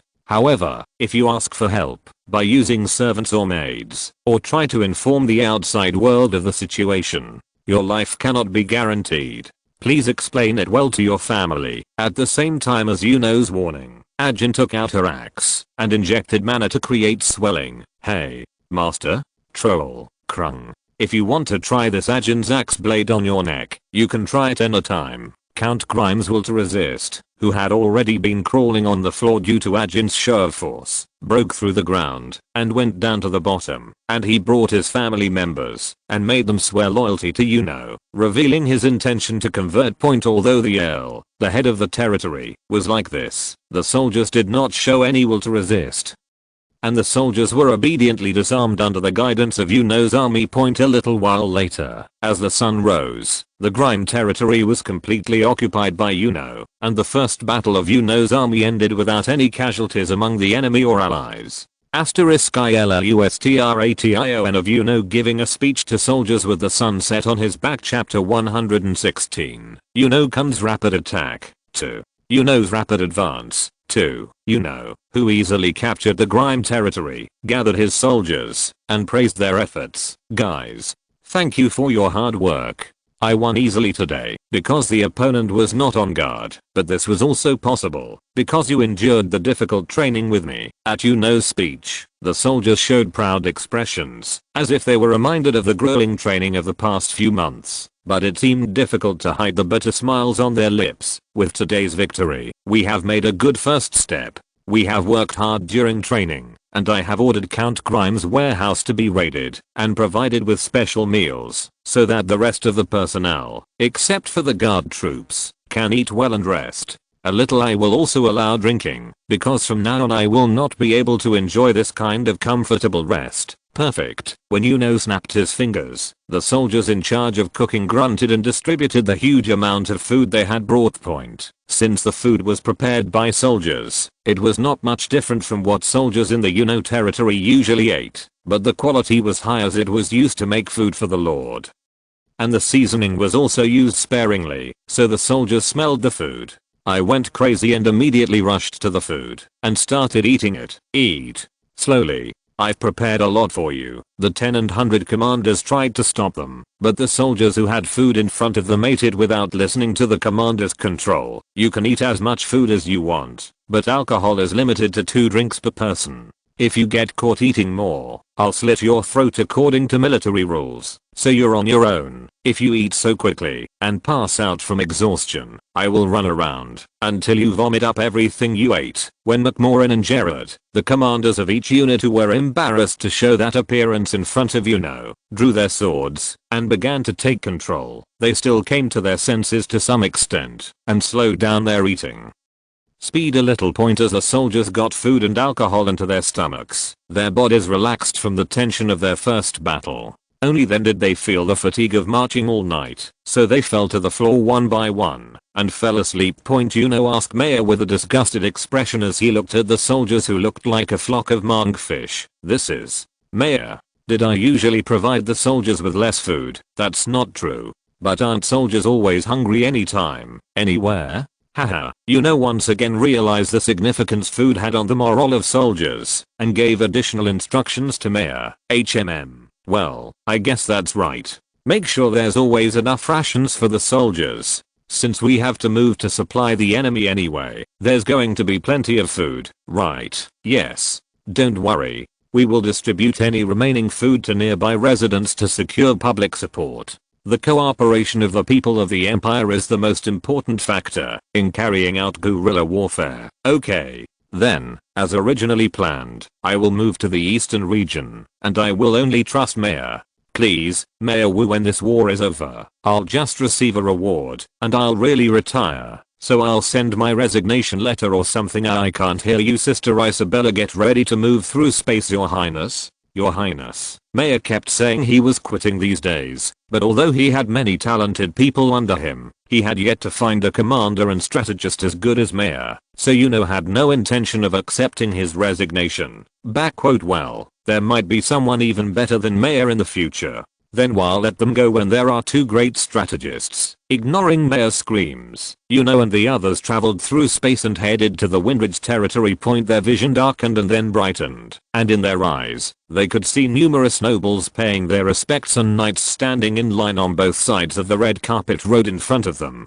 giving their swords. Welcome, Your Highness. Third Prince. I was waiting like this when I heard you were coming, and when and his party came forward, right in front of the space movement magic circle, Marquis Duca, the 3rd highest noble in the Prince faction after Duke Windridge, bowed. Haha, thank you, but what did you do to do this? It's already a busy morning with work, so everyone please return to your positions.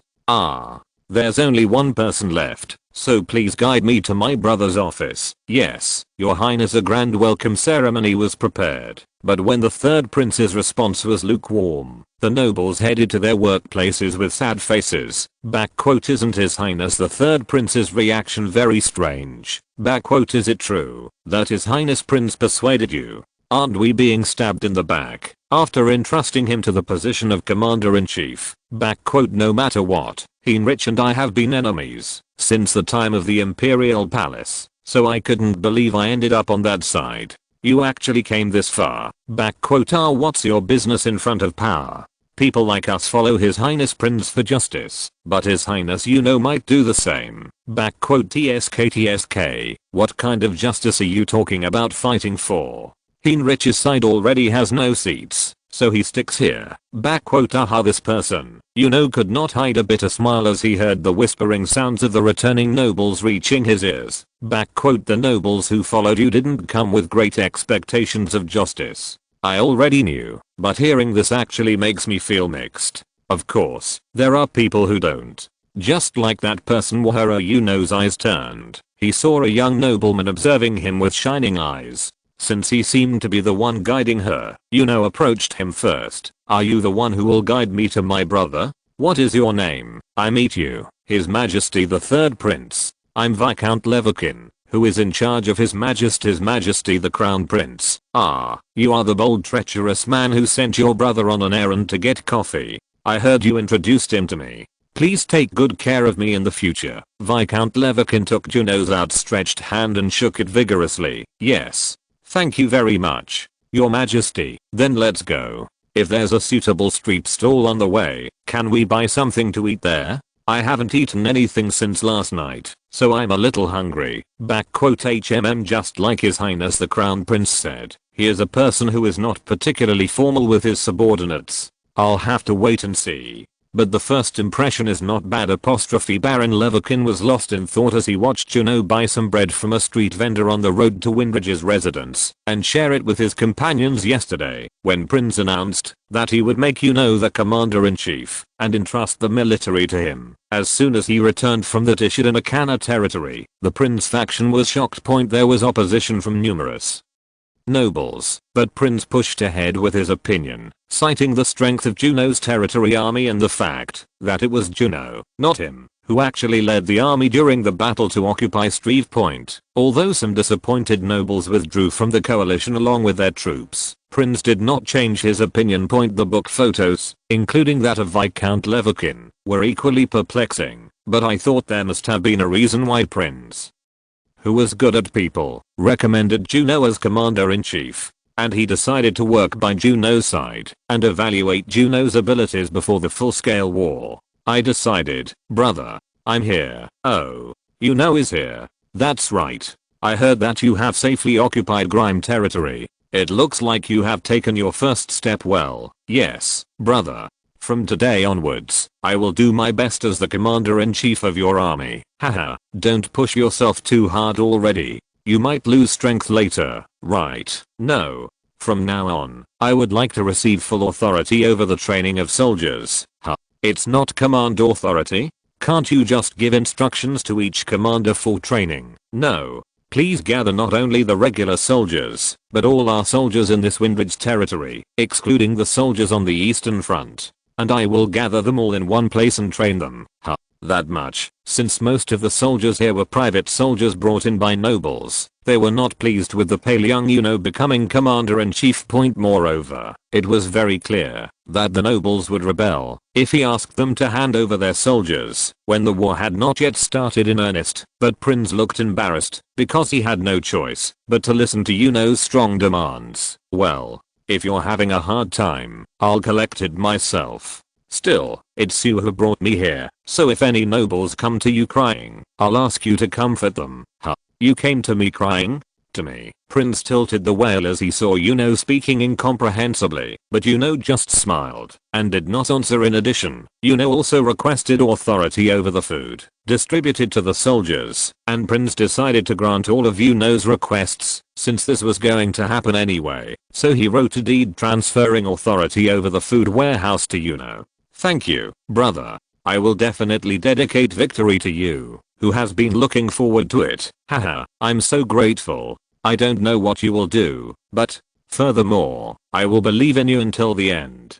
And I will definitely make you the emperor of this empire. The brothers shook hands once again and looked into each other's eyes, confirming once again the will to win in each other's hearts. Juno, who made additional requests to Prince and got them all approved, left the office with a satisfied smile and returned to the room assigned to him. Illustrati of Miruku, the pussy maiden spirit archer who guards YUNO*ILLUSTRATION of the pussy maid spirit archer Miruku protecting Juno, cloak there.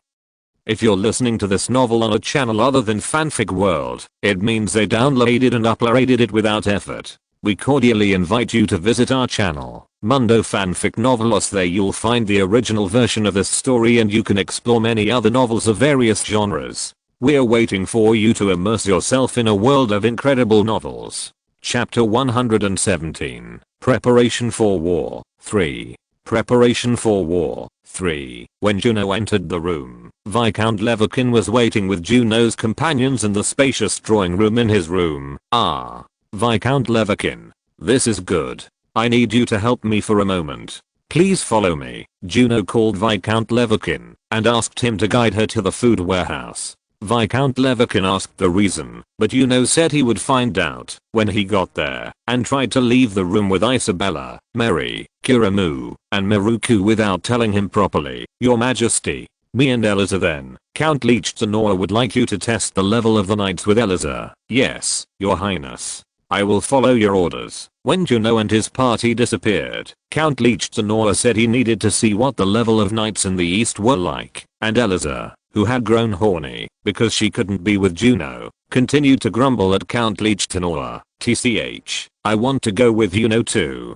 Arg. Master. My ears are falling off. A considerable amount of time had passed since Eliza became a master, but even though Liechtenauer was her teacher, he even felt like a father-in-law to her, as the two had been like father and son in Juno's previous life. So Eliza was still stuck with Liechtenauer in the end. Eliza was caught by Liechtenauer and had to be taken to the headquarters of the knights. Captain Liechtenauer, welcome. I heard that you came here with His Highness the Third Prince, HMM. It's been a while.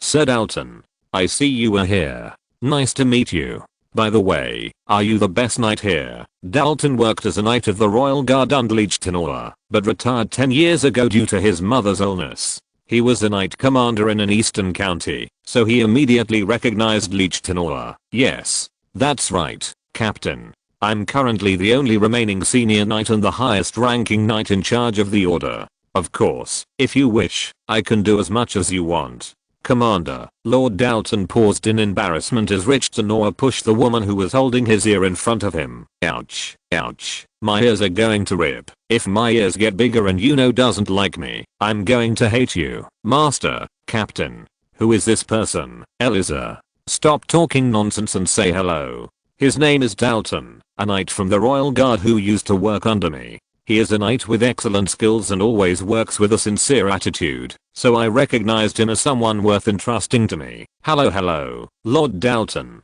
I'm Eliza Sinclair de Leonhardt. I was the third princess of the Kingdom of Leon, and I'm the fiancée of the third Prince Juno and his first knight. Hello, Princess Eliza. My name is Trust Dalton. Although my skills are limited, I'm serving as a knight commander in the county of Ralcris. Please take care of me. When Dalton heard Eliza's name, he remembered the rumor that the Princess of Leon, who had been held hostage, had become a master under the guidance of Liechtenauer, and that she had then become betrothed to the third prince and naturalized into her empire. For such a beautiful princess to be the captain's disciple and a knight who has reached the highest level of Master. Dalton, who was looking at Eliza with awe, was soon shocked even more. Even though she was a disciple, Liechtenauer was hitting honey chestnuts on the head of Eliza, the former princess and soon to be her third emperor queen. What kind of first knight are you talking about with that skill? You can't even make a proper swordsmanship against me yet. You suddenly came to our territory in a shameful way and swore loyalty to Juno. Someday, I will take over Master and take over as the first knight, so it doesn't matter if I mention it a little early, right? Anyway, why did you bring me here? Brit, if you want to lead the knights, shouldn't you share the sword with them? Sir Dalton, please summon all the knights to the training ground. Yes, Captain. But there is a little problem. If Dalton remembers the Liechtenauer War, he would be angry and disappointed if he saw the state of the knights currently gathered under him, so he was a little hesitant. Few the Windridge Knights, which were good enough, were dispatched to the place where His Highness was accompanying His Highness, and then returned to the front lines. The Ralcris Knights under me have all gone on missions. What am I supposed to do with this HMM? Is there some problem? No, Captain. I will call you right away as you instructed, and I'm no longer the leader of the Knights of the Guard, so there is no need to call me leader. No. Even though you quit the Guard Knights, you still remain in my heart as the only leader. One man. Well, it doesn't really matter what you call it, so just take care of it. Just call the Knights. But don't say I'm there. Just tell them that Eliza is here as the new captain. Don't even reveal her identity. Dalton was puzzled when he was told not to reveal his identity, but soon, following his former superior's order, Dalton summoned all the knights, except the Ralcris Knights who were on a mission to the training ground. Lord Dalton, why did you call us? A new girl came into the brothel, and we were having fun for a while, but wasn't that too much, if you called me for no special reason? I'll just go. Leech Tenora's expression soured as he watched the knights behaving as they pleased with Dalton, the most senior knight, even though they were not his direct superiors, and Elazar also looked at them with bewildered eyes. The reason we have summoned you today is to introduce the new leader who will lead our knights. Come out here. After Dalton finished speaking, Elazar stepped forward on Dalton's behalf. Nice to meet you. My name is Elazar, who will lead you from now on. I learned swordsmanship at Adria, and it has been a little over a year since I was appointed, so I ask for your cooperation in the future. The knights looked dumbfounded for a moment at the sight of Elazar, but their faces were instantly filled with ridicule at the sight of Elazar's extremely young face and her strange outfit. No, you came here as leader a year after being knighted. How many times did you give it to someone? Hell, if I were to become a knight commander, I would consider giving back at least once. Who will take your dirty back hole? By the way, leader, we can cooperate, but before that, I need to get a taste of your lower body. Right. The fact that Elazar of the Kingdom of Leon rose to the rank of master is not widely known outside noble society, and the name Elazar was a very common name, and it was never heard of a Balkan noblewoman being appointed as a knight.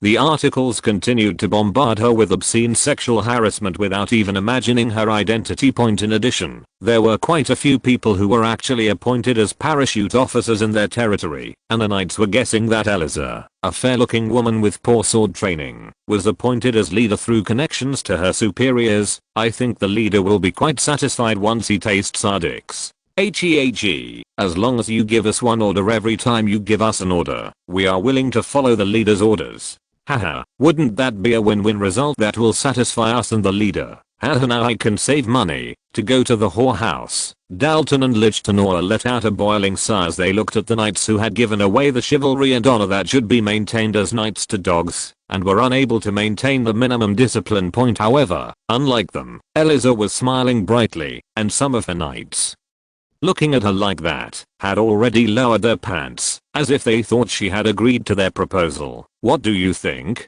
Captain, my item is still the one called Polygal's Black Sea Serpent in my hometown. This guy is enough to satisfy you. Ugh, it's only 1/5 the size of my husband. Isn't it a black midge, not a black sea snake? Elazar kicked the lower leg of her knight, who exposed her genitals before her eyes. She foamed at the mouth and stomped on the genitals of her fallen opponent. Kara, what? Are you just watching your comrades fall? Let's all attack them. If there is someone who can beat me, I will give them whatever they wish. Of course, if they win. Ho ho ho ho. This is crazy. What are you doing? Everyone rush in. At Elazar's provocation, her knights pulled their swords from her waist and began to rush in as a group. Wow. However, Elazar did not even draw her sword and defeated all of her knights with one blow. Soon, all of her 40 knights were subdued by Elazar's hands, leaving the fallen knights to Dalton. Elazar ran to Leech Tenora. Is this what you wanted? Looking at them, I should have kicked them once. There are only 2 intermediate level knights, and they are all at the lowest level, so they are at that level. Moreover, they are not as good at passing skills as Cordelia is. Brit, now you are their leader, so take care of it yourself. Whether you raise your level through hell training or teach passing techniques, you should be able to take the sword of the knights coming from the capital at least once. But when did you learn martial arts like that? No way. Catherine, you probably didn't learn it from that bitch, right? I didn't learn it from Catherine. But since I sparred with you so much, I'm familiar with some of the moves. Ugh. Isn't that Catherine's martial arts method? My god, this Leech Tenora's disciple is even learning martial arts. It's been a while since I became a master, so please stop. You've been being quite picky these days. Would you like to hang out for the first time in a while? Good. I'll show you that Elazar isn't the same as before. Suddenly, the two pulled out their swords without considering their surroundings and created a sword energy of eerie light. Seer. Could it be Count Leech Tenora? Why is he here? Wasn't he retired? But the leader who came today is also a master. Are you a woman so young, master? Is she the fiancée of His Highness the Third Prince, who was said to be coming today. Only then did the knights realize Eliza's true identity, and were fortunate that their tongues that had hurled obscenities at her were still intact. However, no matter what they thought, the priestly confrontation between Eliza and Lichtenor made a terrifying impact sound, and showed the knights what kind of being the master was. Wow. Just as you said, the weight has increased. The sword has become quite heavy, ha ha ho. You will soon surpass master, so know that. Eliza, who had clearly improved her skills through repeated sparring with Yuno, combined Yuno's unique footwork with the Lehitina war sword technique, strangely changing the angle of her thrusting sword, and stabbed the Lehitina war in an even sharper manner. Brit HMM. It's gotten better, but not that much. Ugh. Her conversion skills, which had embarrassed even Juno several times, had no effect on the experienced Lichtenor as she continued to clash with her sword. Eliza's strength drained, and she tried desperately to block Lichtenor's sword energy aimed at her wrist, but in the end, the sword flew away, confirming Eliza's defeat. Woo, that's it. Ugh.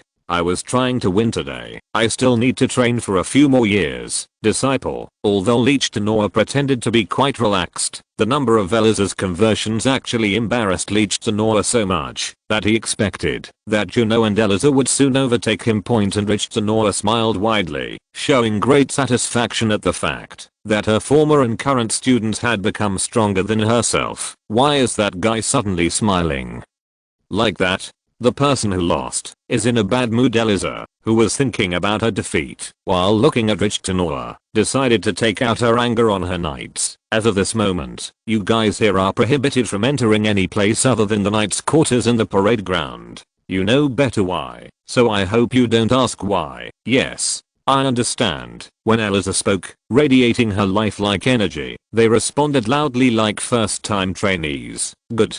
From now on, Director Bon will begin to reform your rotten minds and bodies. If you successfully pass the training that Director Bon gives you over the next month, you will see further improvement. But if you fail to do so, as Eliza smiled with a murderous smile, her knights swallowed her dry saliva and focused all their attention on her mouth. Director Bon will give you one-on-one lessons to help you modify it, so don't worry too much. Do you understand? Yes. I understand. Eliza and Yuno applied the training they had been doing to her knights and trained them.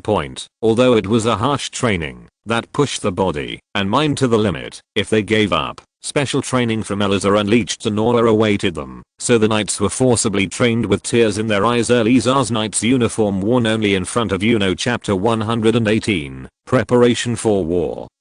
4. Preparation for War. 4. When Eliza and Lichtenor began to harass the knights, Juno also came to the soldiers' training center and inspected the soldiers' condition. Unlike the knights, who were completely undisciplined, the soldiers gathered at the parade ground under the command of the Qianjiang, probably anticipating Yuno's arrival, were all lined up in an orderly manner, and their uniforms were also quite well organized. How do you feel? The military training is perfectly prepared. Viscount Leverkin spoke, while looking at Juno with a confident face, but only an unknown smile was on Juno's face. HMM. It's perfect, right? Then, can I run a few tests? Yes, of course. I have trained my soldiers, so that they can create any formation in an instant. Okay. Then let's go to the training ground, where the soldiers were training. Guide them. Tell all the soldiers to follow. When we went to the training ground next to the parade ground, where the soldiers were gathered, we saw a large plain where 20,000 soldiers could train at once. Wow, that's amazing. If there's a place like this, I can train on a much bigger scale than I thought. You can try as much as you want. It is a wasteland, where it is difficult to grow crops, so the terrain is large enough to accommodate 50,000 people for training. Okay, then let's get started right away. Sister, cast a loudspeaker spell for me. Okay. I will convey this to the entire unit. My name is Juno Alexander Windridge von Vulcan, and I'm assuming the position of Commander-in-Chief of this army as of today. It seemed as if the soldiers had already heard the news, and showed no particular reaction to the high-ranking person's visit. I heard that Viscount Leverkin next to here trained you guys quite hard. I trust Viscount Toys, so I believe you will be able to handle formations and military techniques similar to the Imperial Army to some extent. The soldiers, who were concerned that the young royal family member would come in as commander-in-chief and bother them by giving various orders, sighed and looked relieved. But are you guys confident? At Yuno's unexpected question, the 20,000 soldiers simultaneously looked puzzled. Are you confident that you will survive against the Imperial army that will soon arrive here? It was an army made up of private soldiers brought in by nobles from the eastern region, and because they occasionally had the opportunity to see the Imperial army fighting with the Kingdom of Lian on the eastern front, they knew well how strong the Imperial army was. Therefore, the soldiers sighed in response to Yuno's question, emphasizing that the opponent was the Imperial army.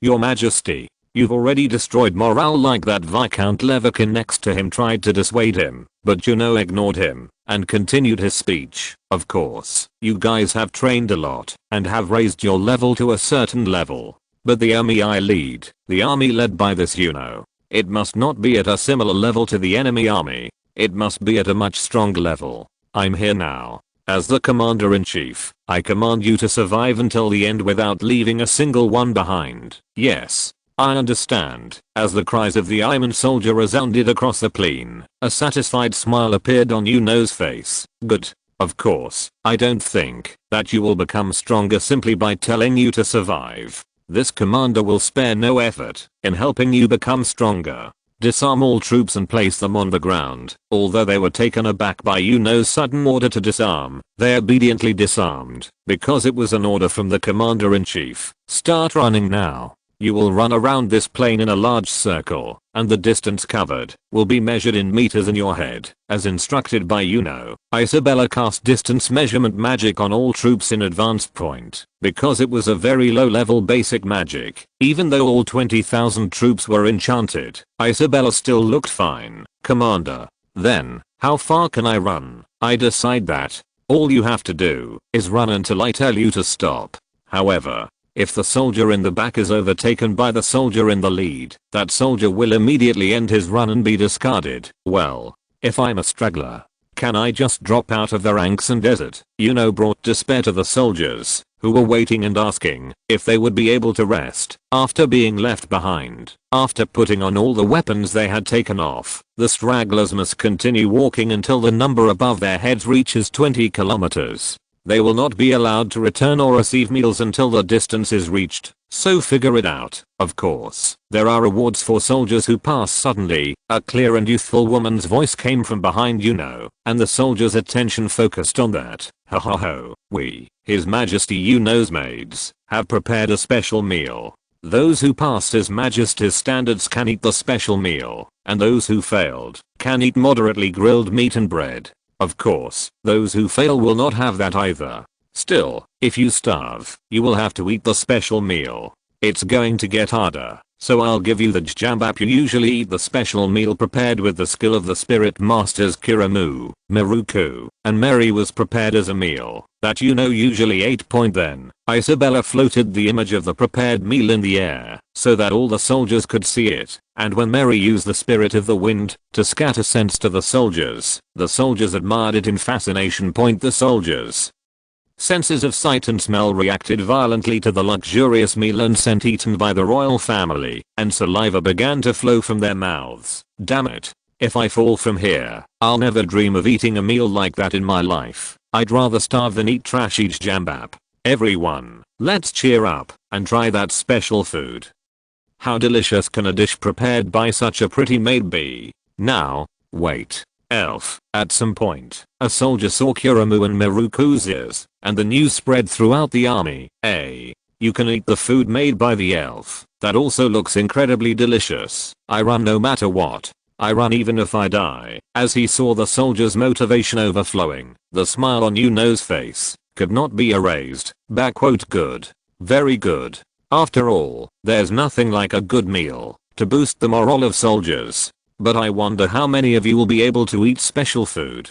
TSK, have you all seen the rewards I prepared? Yes. That's right. Good. I'll see how much of the meal those beautiful elf girls made for you. Let's start. With Yuno's command, the soldiers rushed out, and Yuno also took off his top and started running to keep pace with the lead of the soldiers, the front runners, who had been adjusting their pace to some extent, because they did not know what Yuno's standard would be, gradually increased their pace when Yuno started to pounce next to them. What are you doing?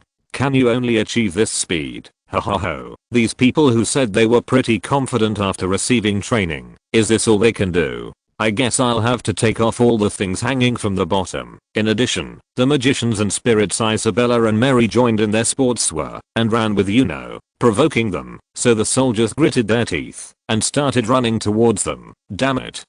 Why are the princesses who are said to be wizards and spiritists running so fast? Backquote giggles. I don't have the stamina I gained from working out and being dragged around by Yuno every morning since I was little. Backquote I force myself to exercise because I didn't want to be separated from my brother, but it's a good thing because it allows me to last longer when having sex with my brother.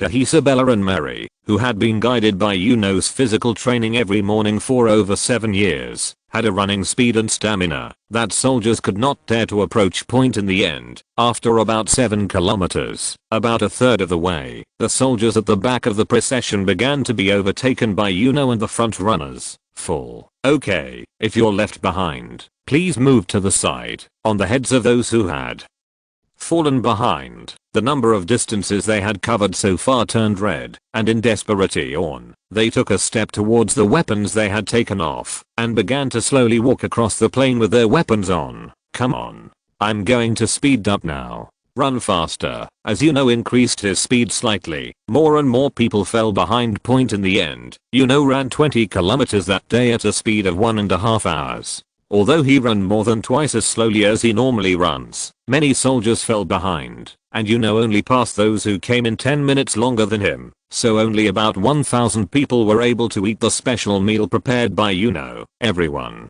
thank you for your hard work. Those who passed will have a blue light on their heads, so they can enjoy the special meal. Thank you, Your Highness. For those who failed, don't be too disappointed. If you work hard tomorrow, you too will be able to eat the special meal. But we have prepared meat and bread, so the meal will be better than usual. Although it was less than Yuno's standard of 1 hour and 40 minutes, the soldiers who completed the race without falling behind sighed as they looked at their shiny yellow hair. It was definitely much better than the barracks food, which was similar to the dog food they usually ate, so they were able to eat with some satisfaction.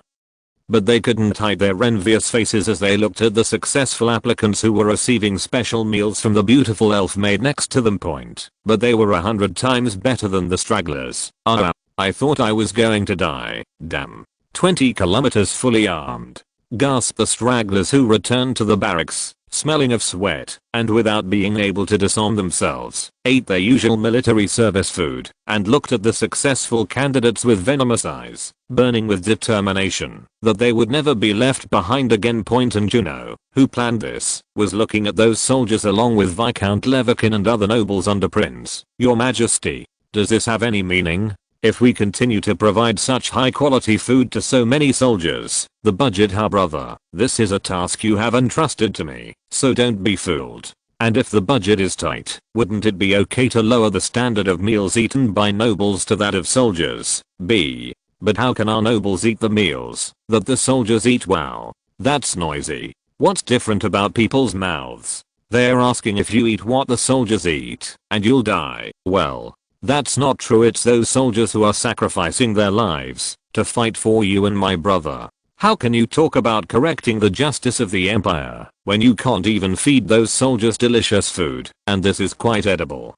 Aren't my sister and Mary also edible? Juno brought the military service meal that the stragglers were eating and started eating with Isabella and Mary, as if the nobles were watching, and the nobles looked at Juno with blank faces. It's been a while since I ran and ate it, so it's delicious. If you're hungry, everything tastes good. At Isabella and Mary's reaction, Juno looked at Viscount Leverkin and the nobles with an expression as if he had seen them. Match. True. That will do. When Juno suddenly stopped eating and slapped his palm, Viscount Leverkin asked, as if he didn't understand. Yes? What do you mean? You guys can run together starting tomorrow. Then you'll get hungry too, so you'll eat anything delicious, and then your food budget will go down, right?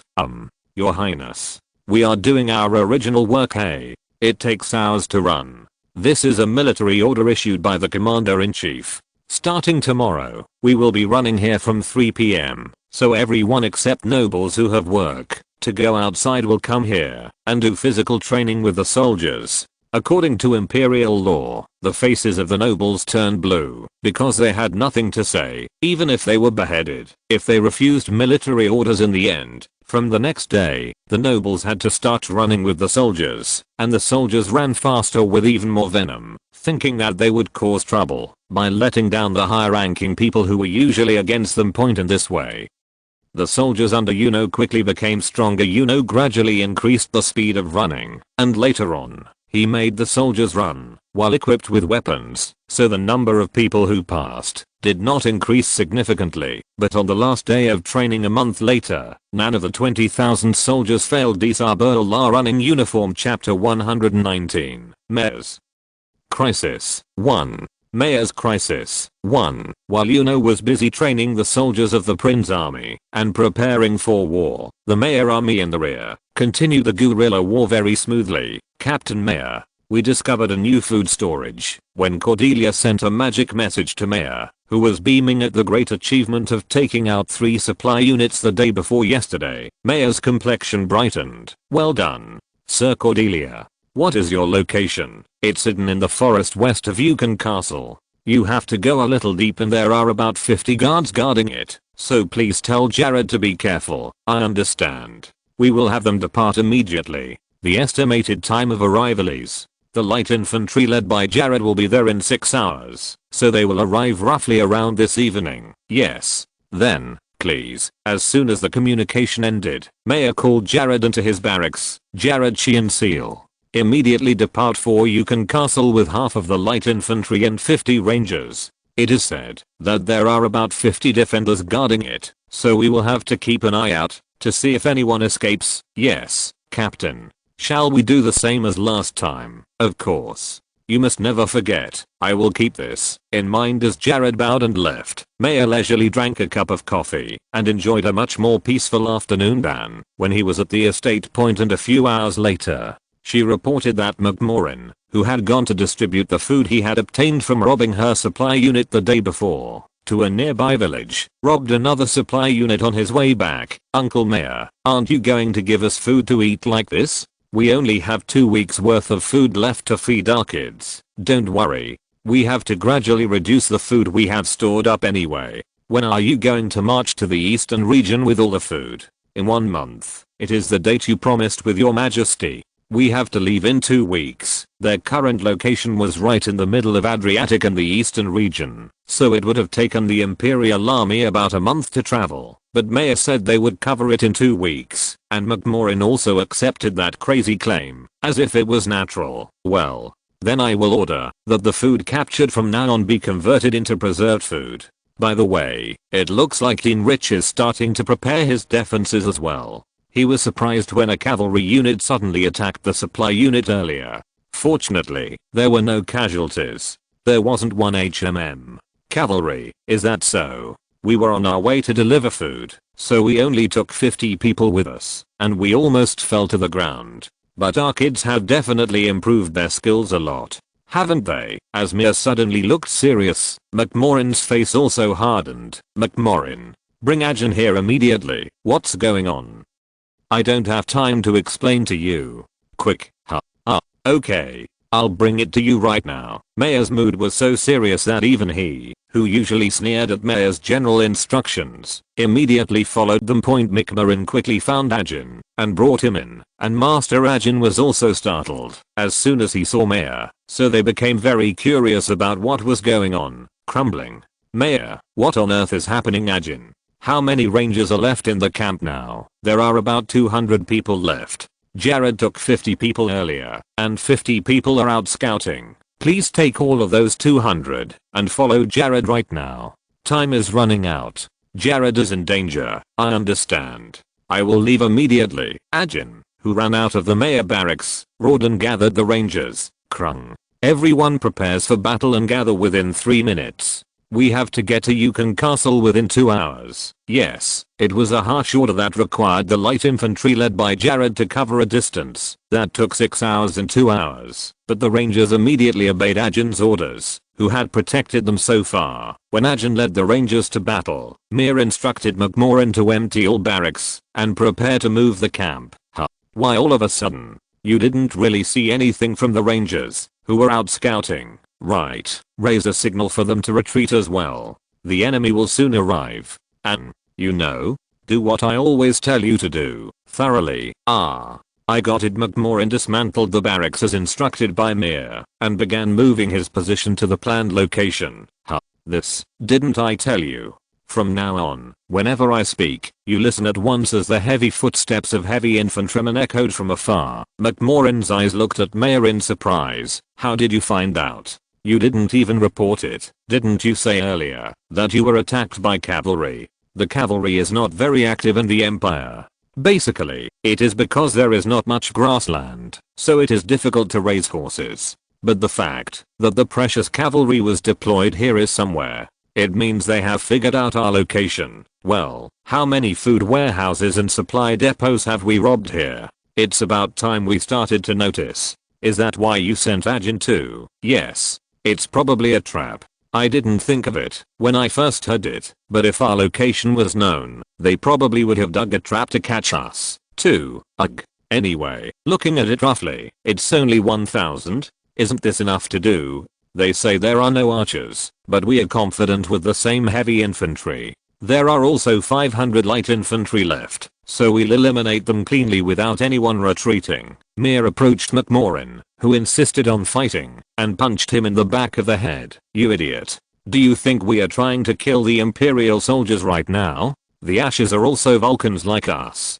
Dude. Of course, when we fight, but there's no need to fight needlessly. There will be sacrifices on our part. And me. If you did exactly what I told you to do, Heinrich's formation would actually be shaken. Well, I did everything I asked, so don't worry too much. Anyway, don't you trust me too much, HMPH. So act like I'll believe you. While Mir and McMoran were bickering, Jared was in great trouble. A little before the attack on Mayor's headquarters, Jared, who had captured the food warehouse, was expressing admiration as he looked at the mountain of wheat bags. Wow, that's a huge amount of food. You're protecting it with only 50 people. By the way, Lord Cordelia disappears extremely quickly. I don't know why your majesty is so good that she wants to be praised so much. Let's rest here, Captain.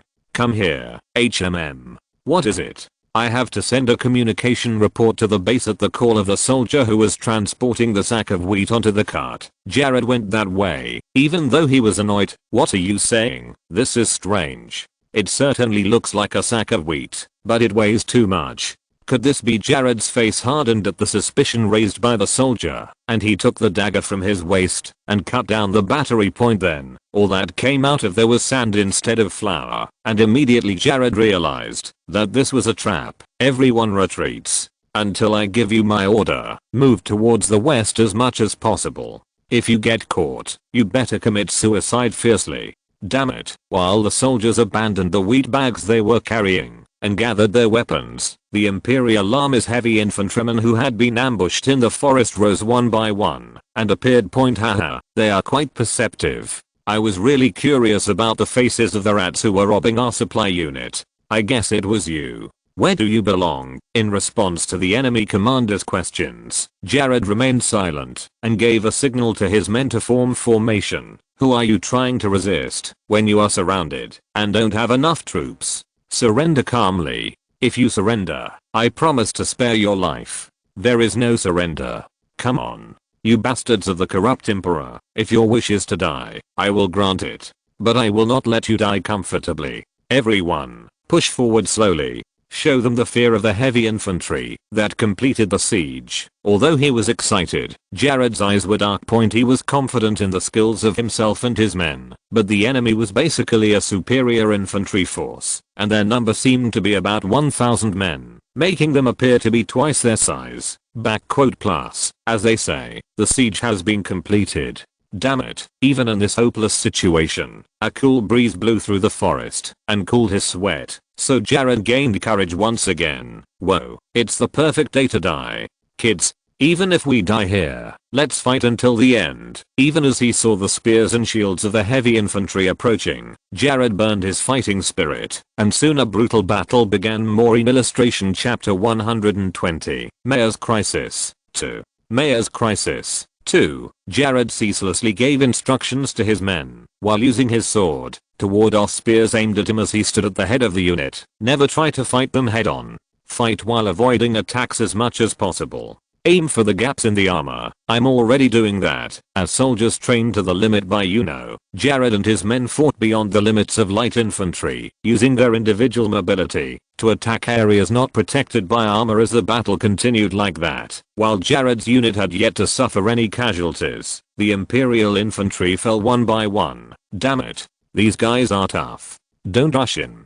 Calmly form a compact formation and push them back. However, the Imperial Army's commanders were also incompetent, and they began to push Jared's troops using their superiority and numerical superiority point as ordered by the commander. The Imperial Army's heavy infantrymen used shields to solidify their defenses, and stabbed with spears from afar, and the effect was immediately apparent. The weapons wielded by the light infantry only bounced off the shields of the heavy infantry, and one or two attacked, aiming for a gap, but they were also injured by the barrage of spears from the rear ranks, and had to retreat. Meanwhile, the heavy infantry slowly narrowed the distance step by step, and put pressure on the light infantry. Push it away with the shield, and use the distance to stab it with the pallium. It was simple, but due to the overwhelming group power that came from number and weight, Jared's unit began to be pushed back little by little, and as deaths occurred one by one, the word annihilation appeared in Jared's head.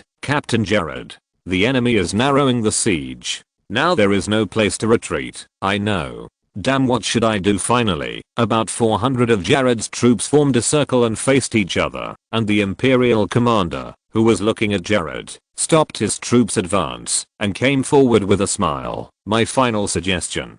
Surrender. If you surrender, and give me information, I will guarantee your life. First, we have to do whatever it takes. Let's buy some time. Give me a moment. I will discuss it with my subordinates. Okay. I'll give you 15 minutes from now. Just know that, if you refuse this offer, you will all die. As the enemy commander disappeared behind, and his infantry took a few steps back, Jared gathered his white generals and began discussions. If we continue like this, we will be completely annihilated. We have bought some time, but is there any chance of us rising? Can you think of us as a number that Captain Jared can't think of? If I had known I was going to die like this, I wouldn't have followed the captain and accepted a bribe. If not, I wouldn't have followed the captain and volunteered for the light infantry, so I guess he would have been resting at the base by now, right? Chuck, kill, kill. If you survive here today, you will die by my hands, so fight and die on your own. I'm sure. Giggles. You say there's no way to survive anyway. Haha, it would be nice to have a drink on the way to the end. A white general who worked as a guard under Jared and came here was joking around and looking for a drink. Then a soldier suddenly stood up and approached them. Sleep. I'll have a drink before I die. Huh. What are you doing this? You bastard. You were drinking during the operation. Last time I brought food to the village, I received it as a thank you. It was a waste to throw it away, so I put it in a canteen and twisted it up. I'm about to die, so what do you think? When one soldier confessed to having drunk, other soldiers here and there also confessed to having drunk, and the number reached nearly 50. Wow. 10% of the unit members were violating military discipline like this. As a commander, it's worth dying for.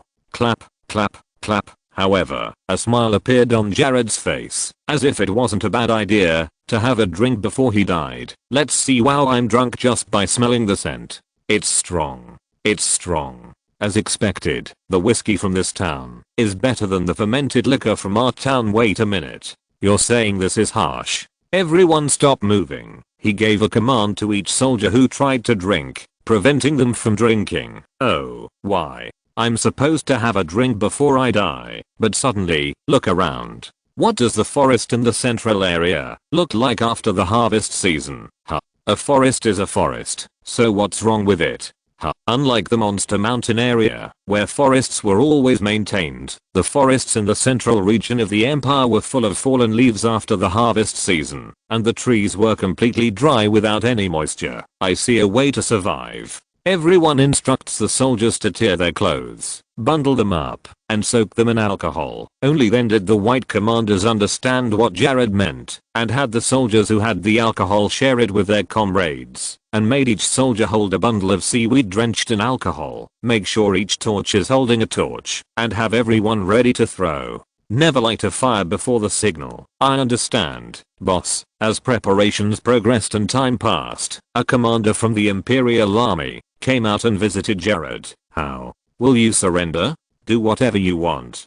Total annihilation or surrender. There are only two choices. My choice is to annihilate you guys and escape. Jared suddenly thrust his sword. However, the enemy commander seemed to be well versed in martial arts and was able to withstand the surprise attack, and Jared clicked his tongue and threw his body backwards. In the end, you choose punishment. March forward. Cut off everyone's heads except for the one person who will dig up information. Now is the time. Light it. When Jared's order was given, a blazing fireball was created in the hands of the remaining 400 soldiers. Throw it. Eventually, the fireballs flew all over the forest, and the dry forest instantly became a sea of fire and began to burn. It's a chemical attack. Avoid it. Don't panic.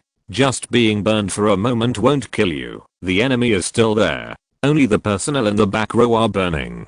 Gasp. The Imperial Army's 110 commanders wandered around trying to calm the soldiers, but the confusion accelerated as Jared's troops launched a surprise attack. These damn people. They do such cowardly things here. You're such a fool that you're looking for a fair war. Charge the entire army to the west. Axe soldiers take the lead and create a way out. Jared's unit attempted to break through one point according to the command. Despite being repeatedly burned by the hot flames, the axe soldiers cut down the burning trees, and the remaining soldiers created an escape route by cutting down the Imperial troops who rushed to block their escape. The escape has opened. The siege has been lifted. Captain, let's get out first. No, you guys go out first. I will block the enemy from the rear. If the captain doesn't leave, we can't leave either. Go out first. Jared refused to remain in the rear guard as he watched the soldiers under his command continue to cut down the surging Imperial forces and endure the loss of their own lives to prevent the siege from being re-established. However, when his soldiers grabbed his body and forcibly dragged him away, he had no choice but to move towards the escape route. Sick. But another despair was waiting for him at the exit. Did you think you guys would be able to escape after turning me into such a mess? Behind the open escape hatch, the enemy commander and about 50 Imperial archers, scorched by fire, were waiting. The archers fired arrows without hesitation, and Jared himself barely managed to block them by raising his shield. But several soldiers were unable to react and were killed by the surprise arrows in front of Jared, who was looking at the situation with blank eyes. The Imperial Army's siege network was reconnected, and the enemy commander smiled roundly, mocking Jared. I accept your mental strength. It's really amazing that you're thinking of doing fireworks there. However, in our Imperial Army, there is one communication wizard for every 1,000 people. Well, it's not at a very high level, but you can still extinguish the fire you forcefully started. I can make enough water. Just as he said, the fiercely burning flames were gradually dying out. I don't know which army you belong to, but that will be revealed soon. All troops, charge. The Imperial commander's words, which were about to order a charge, were cut off by Jared's laughter echoing in the night sky. What's so funny? Haha, the fate of someone who will die soon is so funny. What a bland guy. Is it really that funny that he's about to die? What are you talking about? I didn't say I was going to die. Then who will die? Before the Imperial commander could finish his words, his head was blown off by a hatchet that flew from the back of the forest, and the despair on the faces of Jared's troops as they saw this disappeared, and hope bloomed again. Jared Heavy Infantry version illustration chapter 121. The decisive battle that determines the fate of the Empire. 1. A decisive battle for the fate of the empire. 1. Reinforcement. Ajin has arrived. There were quite a few soldiers who used axes as weapons, but Ajin was the only one who could blow off a person's head by throwing such a hatchet from afar, so the soldiers in Jared's unit quickly figured out who the owner of the hatchet was. Quora, along with Ajin's roar, arrows fired by rangers rained down in the dark forest. Raise your shield to block. I don't know where it's shooting from. The fire caused by Jared was extinguished, but smoke was still rising, and because the smoke obscured the view of the Imperial army, the rangers, with a few people, were able to safely eliminate the Imperial army by hiding in the trees of the forest. Krung. Jared, you worked hard. Ajin. Thank you for coming. But how did you know that we were in danger? The situation was so urgent that there was no time to send communications, and since the area was so far away, Jared was glad to have survived, but wondered how reinforcement could have come. May send me. He said you guys must have fallen into a trap. Master Mayor Kroon, this is not the time to stay like this. When the enemy is in confusion, we must reorganize our soldiers and destroy the enemy. Yes, I understand. Following Ajin's instructions, Jared quickly gathered his troops and began attacking the Imperial army. The only chance is now. Squeeze out all your might and destroy the enemy. When Jared's unit began attacking the Imperial army, the rangers changed their arrow shooting at them to covering fire and efficiently hunted down the Imperial army. How can you shoot an arrow like that through smoke that you can't even see? I heard that while we were running to death. Jane did I training in addition to the training we were doing. Why would she be a ranger for no reason? Jared smiled dryly as he listened to his men, who had allowed a surprise attack from behind while cutting down the enemy, talk about their training after being saved by the rangers covering fire. I thought I was going to die because of that eye training. The training involved finding a marked stone in the forest in the middle of a moonless night. Jared, who briefly remembered the painful memories of having to go through that to sleep, focused on the battle again, and annihilated the enemy. Come to your senses. Raise your shield high to block the arrows, and reform your formation. The enemy is only a small number. The numbers are still similar. If we just keep our heads up, we can win. We haven't lost yet. However, the Imperial army, as if it were the Imperial army, gradually reorganized its battle lines under the command of hundreds of commanders, even in the midst of chaos with the death of the commander who led the Qianjindi, and sniping coming from all over. Whoa, Ajin. I think we should retreat now. The smoke is slowly blowing away with the wind, and they have also set up camp. Ajin. Despite Jared's call, Ajin remained silent and looked at the formation of the Imperial army. Ajin. Now we have to retreat.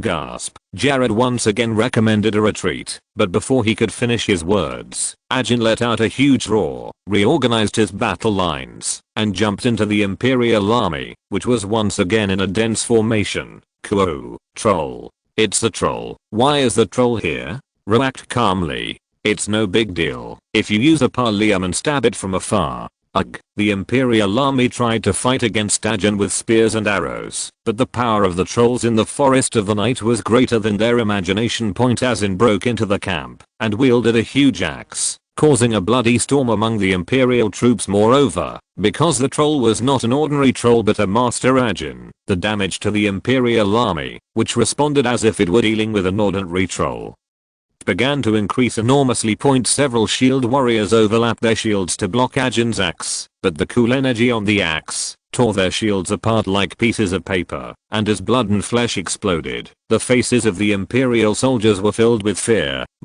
Master, a monster. A monster. A troll that uses sword techniques. Run away. It's a monster we can't deal with. As soon as one person began to run away, the fear spread and all the soldiers began to run away in disorder. However, the fleeing Imperial troops were knocked to the ground, one by Ajin's axe, and the swords of the light infantry in pursuit, and the arrows of the rangers hiding here and there in the forest also flew towards the backs of their heads, so by dawn there was not a single Imperial soldier left alive in the forest. I didn't. Woo, it was barely finished. Still, quite a bit of sacrifice was made. There were close to 200 deaths in terms of military history alone. It could be said that it was not bad as it recorded only 200 casualties and completely annihilated 1,000 troops. but since it was Yuno's army that had barely suffered any casualties so far, Jared became a little depressed. Krung. Come to your senses, Jared. You did your best, but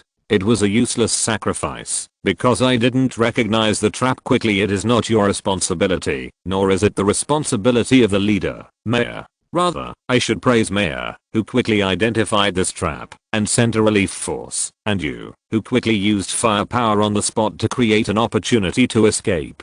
Thank you. But I'm so sorry about the deaths of my subordinates. They were the ones who followed my training very hard and worked with me crrrr of all. Then you just have to fight harder from now on, so that such vain sacrifices won't happen in the future, lest the same people fight among themselves like this anymore. Thank you, Ajin. In order to do that, I will have to fight harder for His Highness Yuno. Yes, that is enough. My great master Mary said that being loyal to his companion Yuno is what our clan and humans need. Ajin's consolation helped a lot, but from the moment he started praising Mary and Yuno, he knew that it would continue endlessly. So Jared left with the excuse of having to clear the battlefield point. Then he gathered the corpses of the Imperial and friendly forces in one place, cremated them, carefully scattered the items given by Mayor toward the west, and then left the battlefield with his troops. After Jared's unit returned to the main unit, Mayor also called in Cordelia's cavalry, secured her supplies by looting the last food warehouse she had obtained, and departed for the Eastern Front on the date agreed with Juno. The day Mayor's army departed for the Eastern Front,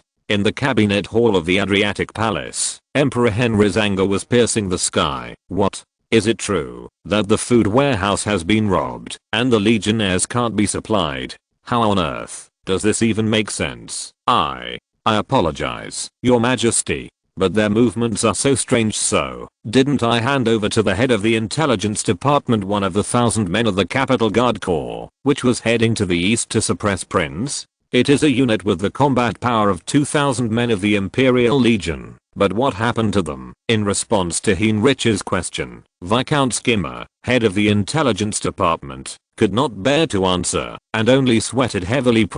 But his attitude made Heinrich's anger worse, and eventually Heinrich took his sword from his belt. Squeak. The sword Heinrich swung was deeply embedded in the table in front of Viscount Skimmer. Answer me straight, Director of Intelligence.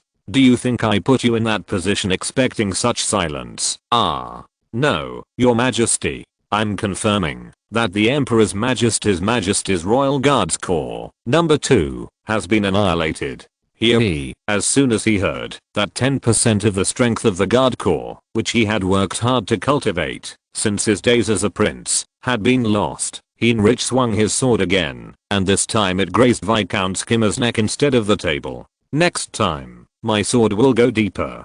Director of Intelligence. So, have you found out who is behind them? At least you have found out whether they are the Prince army or not, right? Because the legionnaires were wiped out, they could not take any prisoners, so they could not get the correct information. Now, please wait a moment, Your Majesty. Still, I found out something. When Heinrich's sword tried to rise again, Viscount Skimmer was horrified and reported everything he had discovered. A small amount of milk powder was found on the battlefield. Yes, that's right. It seems that the unidentified men who robbed the food warehouse spilled it while eating after the battle. Not only this, a small amount of milk powder was found on the battlefield where the food warehouse or supply depot was robbed. Milk powder. There is only one place in the Empire that produces enough milk to be used as food for soldiers. Yes, that's right. It's the southwestern region currently occupied by the rebels in Kent. That's the only large pastureland where cattle can be raised in large quantities. Chancellor Marquis Dietrich supported the intelligence chief's report. It appears that when food to supply the people of the Empire became scarce due to the rotation of the Zenon Plane, he deployed his own army and robbed the food stores and supply depots. Count Zion, who was a member of the Prince faction, governed the area so well that the public sentiment would not have followed even otherwise. However, it seems like they are distributing food to prevent refugees and calm public sentiment at least a little. How dare this damned bastard. Are you trying to found a nation through that place? Taking care of the public sentiment. The Emperor of the Empire is this Heinrich. Whoa, whoa, whoa. I can't get enough of it. impersonating that nobleman. I have to cut off the tiger's head right now. Heinrich was furious and ordered the guards corps to retreat and suppress the rebels in Kent Point. However, it was barely possible to stop it due to the opposition of all ministers, including Chancellor Dietrich, and it was decided to turn the 8th and 9th Corps on the Central Front, which had been organized as reserve forces, down to attack the Kent rebels. Whoa, it's cold. There's nothing wrong obviously, but I feel like I'm being played by someone. Now that we have no reserve forces, if we lose this war, your majesty's empire could collapse at any moment. There will bet Chancellor Dietrich trembled with inexplicable anxiety. However, he did not know where his anxiety came from, and although he was excellent at political strategy and financial management, he was poor at military affairs, so he only trusted Baron Derian, the former commander of the 5th Corps, who was newly appointed as the commander of the Prince Subjugation Army. Mayer's original plan was to retreat one of the legions heading east, but the intended goal was achieved by eliminating the two reserve legions, and as time passed, the day of the decisive battle for the fate of Balkan arrived. It was approaching. It has nothing to do with the content, but the author wanted to make it for his birthday, so he created an illustration of Uriah's pregnant belly. Chapter 122, The Decisive Battle that determines the fate of the Empire. 2. A decisive battle for the fate of the Empire. 2. When the report came in that Henry's large army had reached the Windridge territory, Prince and Juno summoned each commander and staff and held a meeting. It is said that the army sent by Heinrich has reached a distance of about 5 days from our territory. Since our army was originally inferior, we planned to fight a defensive battle in the castle, but since we have appointed Juno as the commander-in-chief, I would like to hear your opinion. No. My opinion is that rotation should take place. Why? Can you explain why? In response to Prince's question, Juno stood up and pointed to the castle wall visible from the window. First, Windridge Castle is not a castle suitable for defensive warfare. There was a little fortress supporting the eastern front, so there was no need to build this as a defensive castle. Therefore, the height of the castle walls is low and there are not many defensive facilities, so it has the advantage of a water-based warfare. I can't say that. Considering the hardships I suffered in the Battle of Streve, I thought that I was definitely inferior to that team.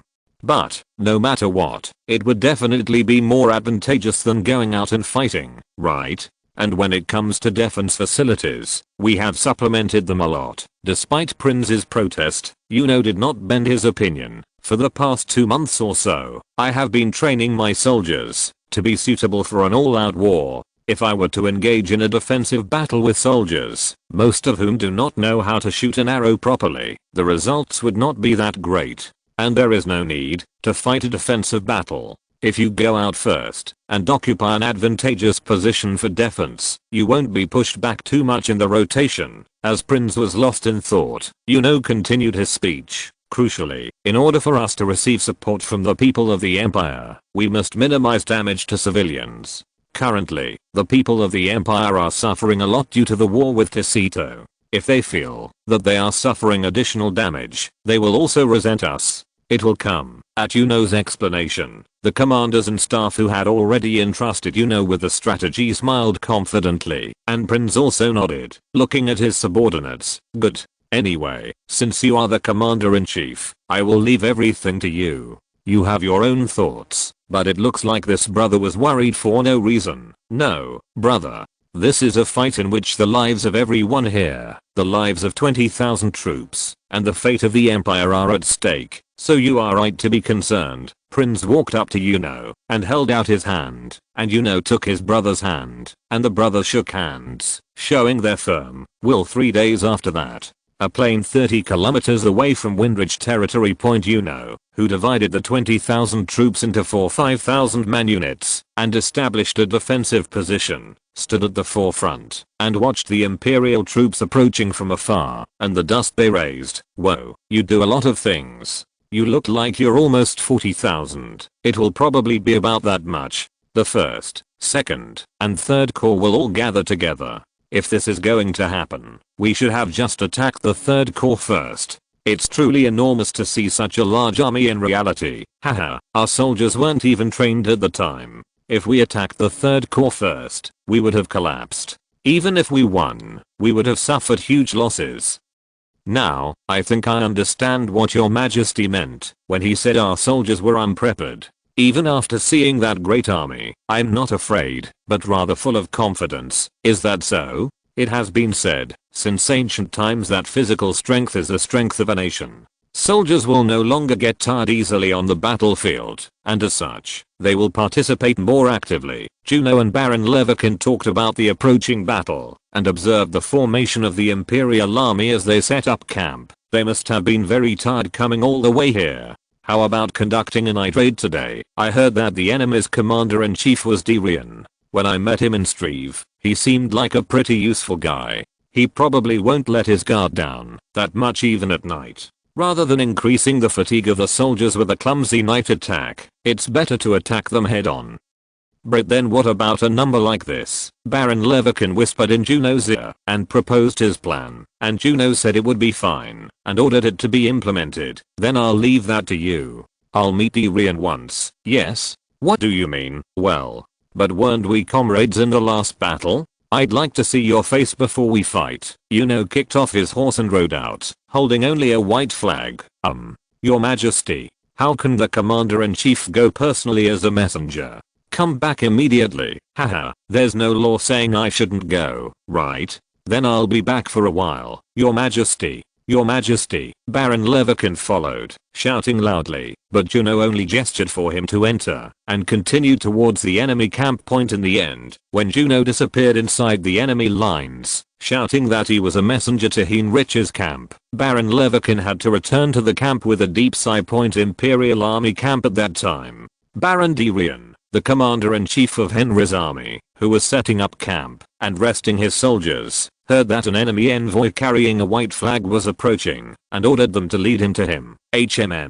Are you trying to acknowledge the difference in military strength and surrender? That would be very convenient. Derian shook his head at the words of Baron Hassor, commander of the 1st Corps. No, that won't be the case. When I took a quick look, I saw that their discipline was orderly, and their eyes were calm, unlike other soldiers. I don't know why, but it looks like they brought in quite elite soldiers. That makes the difference in the number of soldiers twice. And if they are elite, our legionnaires will be far superior. Aren't the soldiers who survived the hell of Streve and Zeno the members of our Western Legion? 4th Corps Commander Baron Sigwald's words were clearly true, so Baron Derian nodded.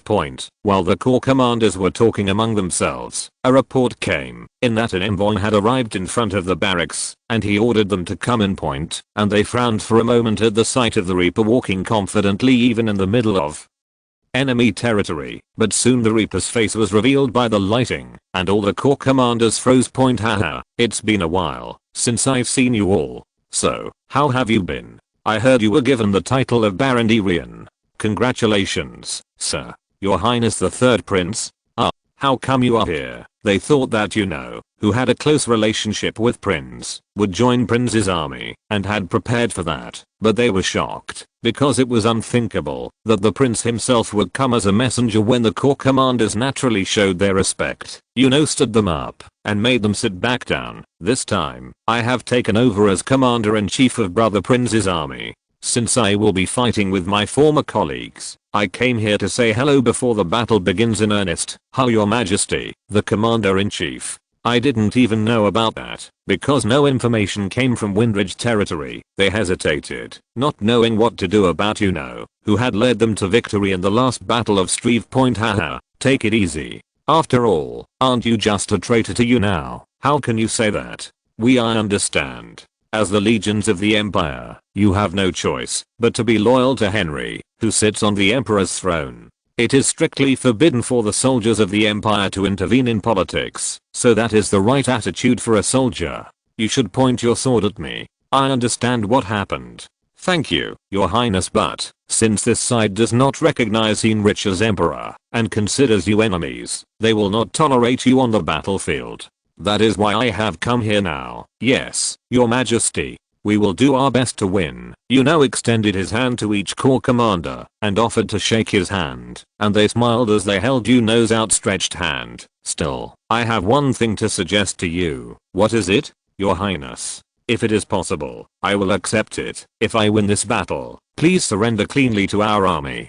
Don't even think about committing suicide. The corps commanders, including Dirian, looked at each other with blank faces at Yuno's suggestion and were lost in thought. Let's talk about that proposal among ourselves for a moment. After pondering for a while, they finally nodded. I understand. If we are defeated with twice the number of troops, it is obvious that we will be executed when we return to Adria. Of course, we have no intention of losing on purpose, so you must be prepared. The corps commanders accepted Juno's proposal, thinking of the several nobles whose heads had been cut off by Heinrich in the meeting hall. Okay, of course, if I'm defeated by you, I'll surrender cleanly. Then, we'll see you on the battlefield. Yes, your majesty. I'll see you on the battlefield. After the meeting, Yuno returned to the camp, taking a quick glance at the Imperial Army's camp. Wasn't that just the third prince's highness? If it's the third prince, isn't he the one who single-handedly defeated Streve? Or do you believe that ridiculous rumor? No, it's true. When I was in the 5th Corps, I participated in the Battle of Streb. Look, there's a Streb battlefield on my armor. Did I see it myself? He was holding a huge log and blowing Tissito's head off. Ugh, we have to deal with that. Is that really true? Yuno's visit had an unexpected and enormous effect. The soldiers of the 1st and 2nd Corps and the survivors of the 5th Corps, who had seen Juno's prowess in person during the previous Battle of Streve, testified to Juno's prowess and were terrified that they would have to deal with it this time. And that fear quickly spread throughout the Imperial Army, and the morale of the Imperial Army was significantly declining.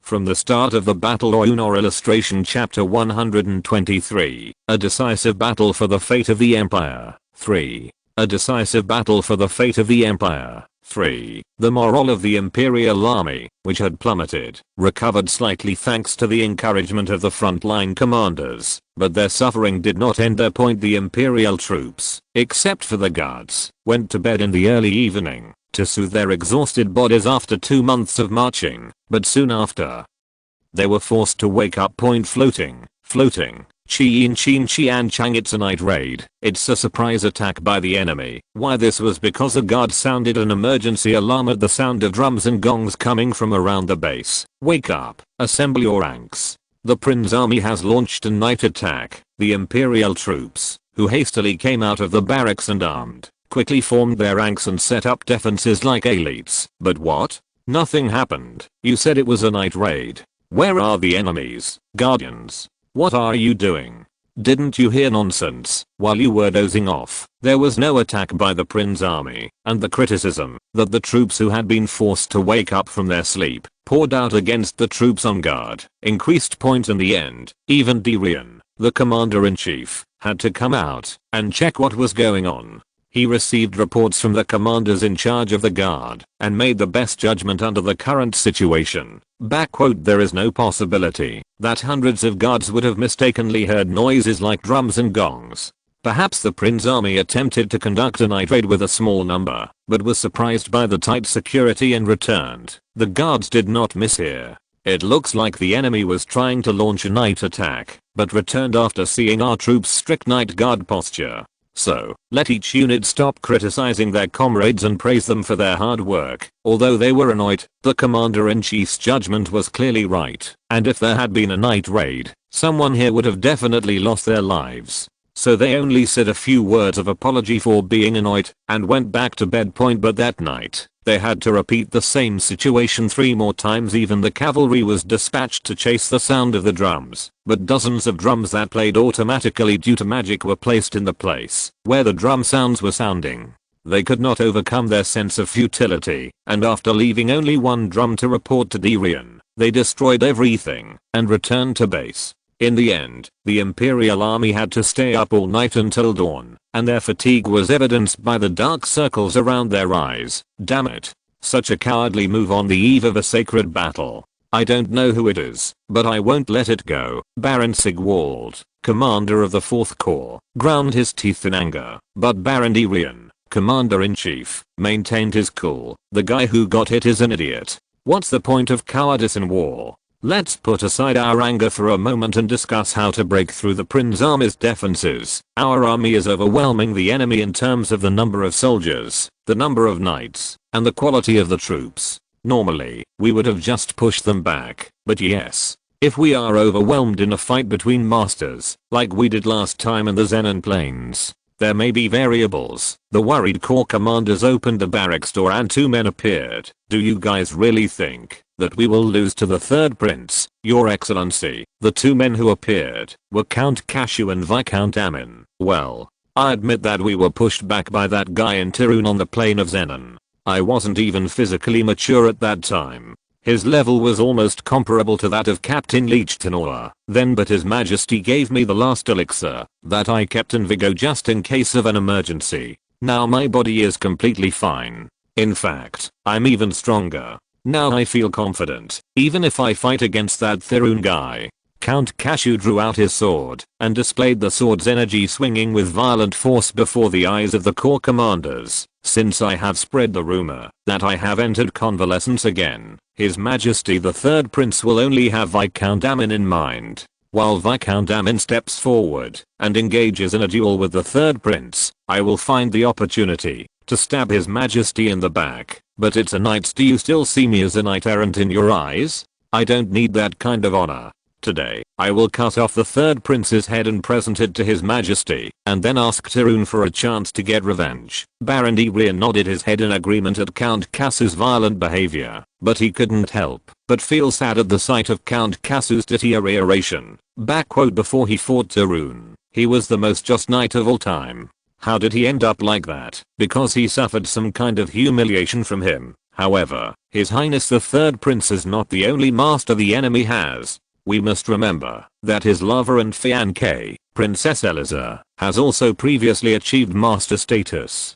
Don't worry, a brat who has only been a master for a year or so is no match for us. So, you must launch an all-out attack as soon as the battle begins. Otherwise, I will cut off your head and order my troops to launch an all-out attack. No matter how much of a master he was, the principle was to leave the operation of the troops to the commander leading the army. But Count Cashew's violent instructions ignored the principal point. Baron Rian, who was dizzy after hearing the order to launch a reckless all-out attack, sent a look to Viscount Amin asking him to dissuade Count Cashew. Viscount Amin also looked perplexed by the look in his eyes.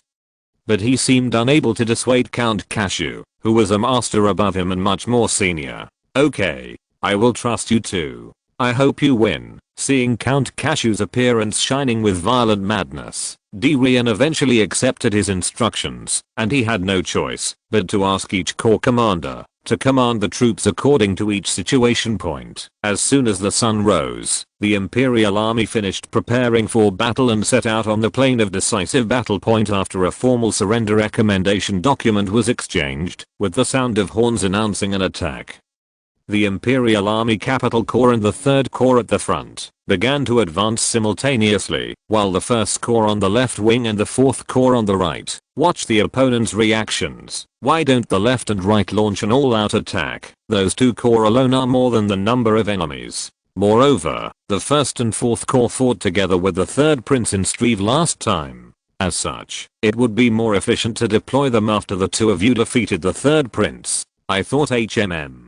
I understand. As soon as I defeat the 3rd Prince, I will send you in. Count Cashew seemed a little displeased, but he seemed to get over it and headed towards the front with Viscount Amin point. And looking at those 2 people, Baron Rian let out a deep sigh. Damn, I could really lose this. If His Highness the Third Prince wins, I'll have to make the next move right away. Baron Lion recalled another trump card he had and sent one of his messengers to a barracks hidden deep in the camp point. On the other hand, the Prince army, watching the approaching Imperial army, maintained a dense square formation and took a firm defensive posture. Don't forget what you've trained so far. His Majesty the Third Prince taught you how to live. If you don't believe in yourself, believe in the difficult times you've been training. And believe in His Highness the Third Prince who trained you. Each commander encouraged the soldiers by shouting at the top of their lungs, and when they thought of the soldiers also felt their tension relax a little and looked at the incoming Imperial army. This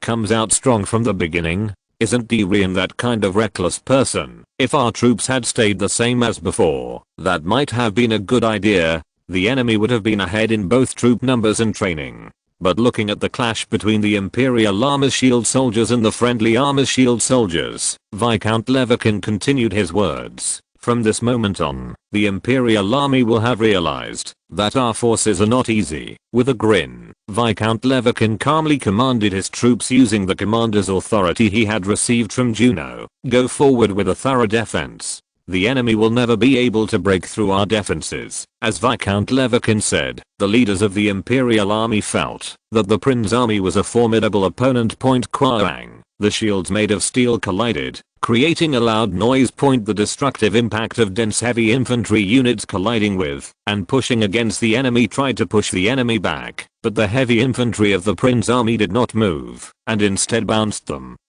to the other side. What? Is that all you guys are capable of? I guess you didn't even eat breakfast properly. Haha, well I'll let you go quietly, go back and eat properly. The Imperial soldiers were feeling ashamed at the ridicule of the Prince Army coming from in front of them. Until now, I had never seen a unit that was not pushed back by their charge, and they were heavy infantrymen who had never been pushed back in an all-out war even in the defeated Battle of Zenon Plain. However, their condition, which had deteriorated due to fatigue and lack of sleep accumulated from long-term marches, brought their condition to a very bad state. On the contrary, the Prince Army, which had become extremely strong through Yuno's training, was greeting the Imperial Army in a fresh condition, so the judgment of the Imperial Command was not satisfied. They were in completely opposite positions. Come on. Let's show those legionnaires what a real heavy infantry is. Push. With a powerful shout of joy, the Prince Army's line pushed back the Imperial legionnaires. The shields of the two armies collided once again,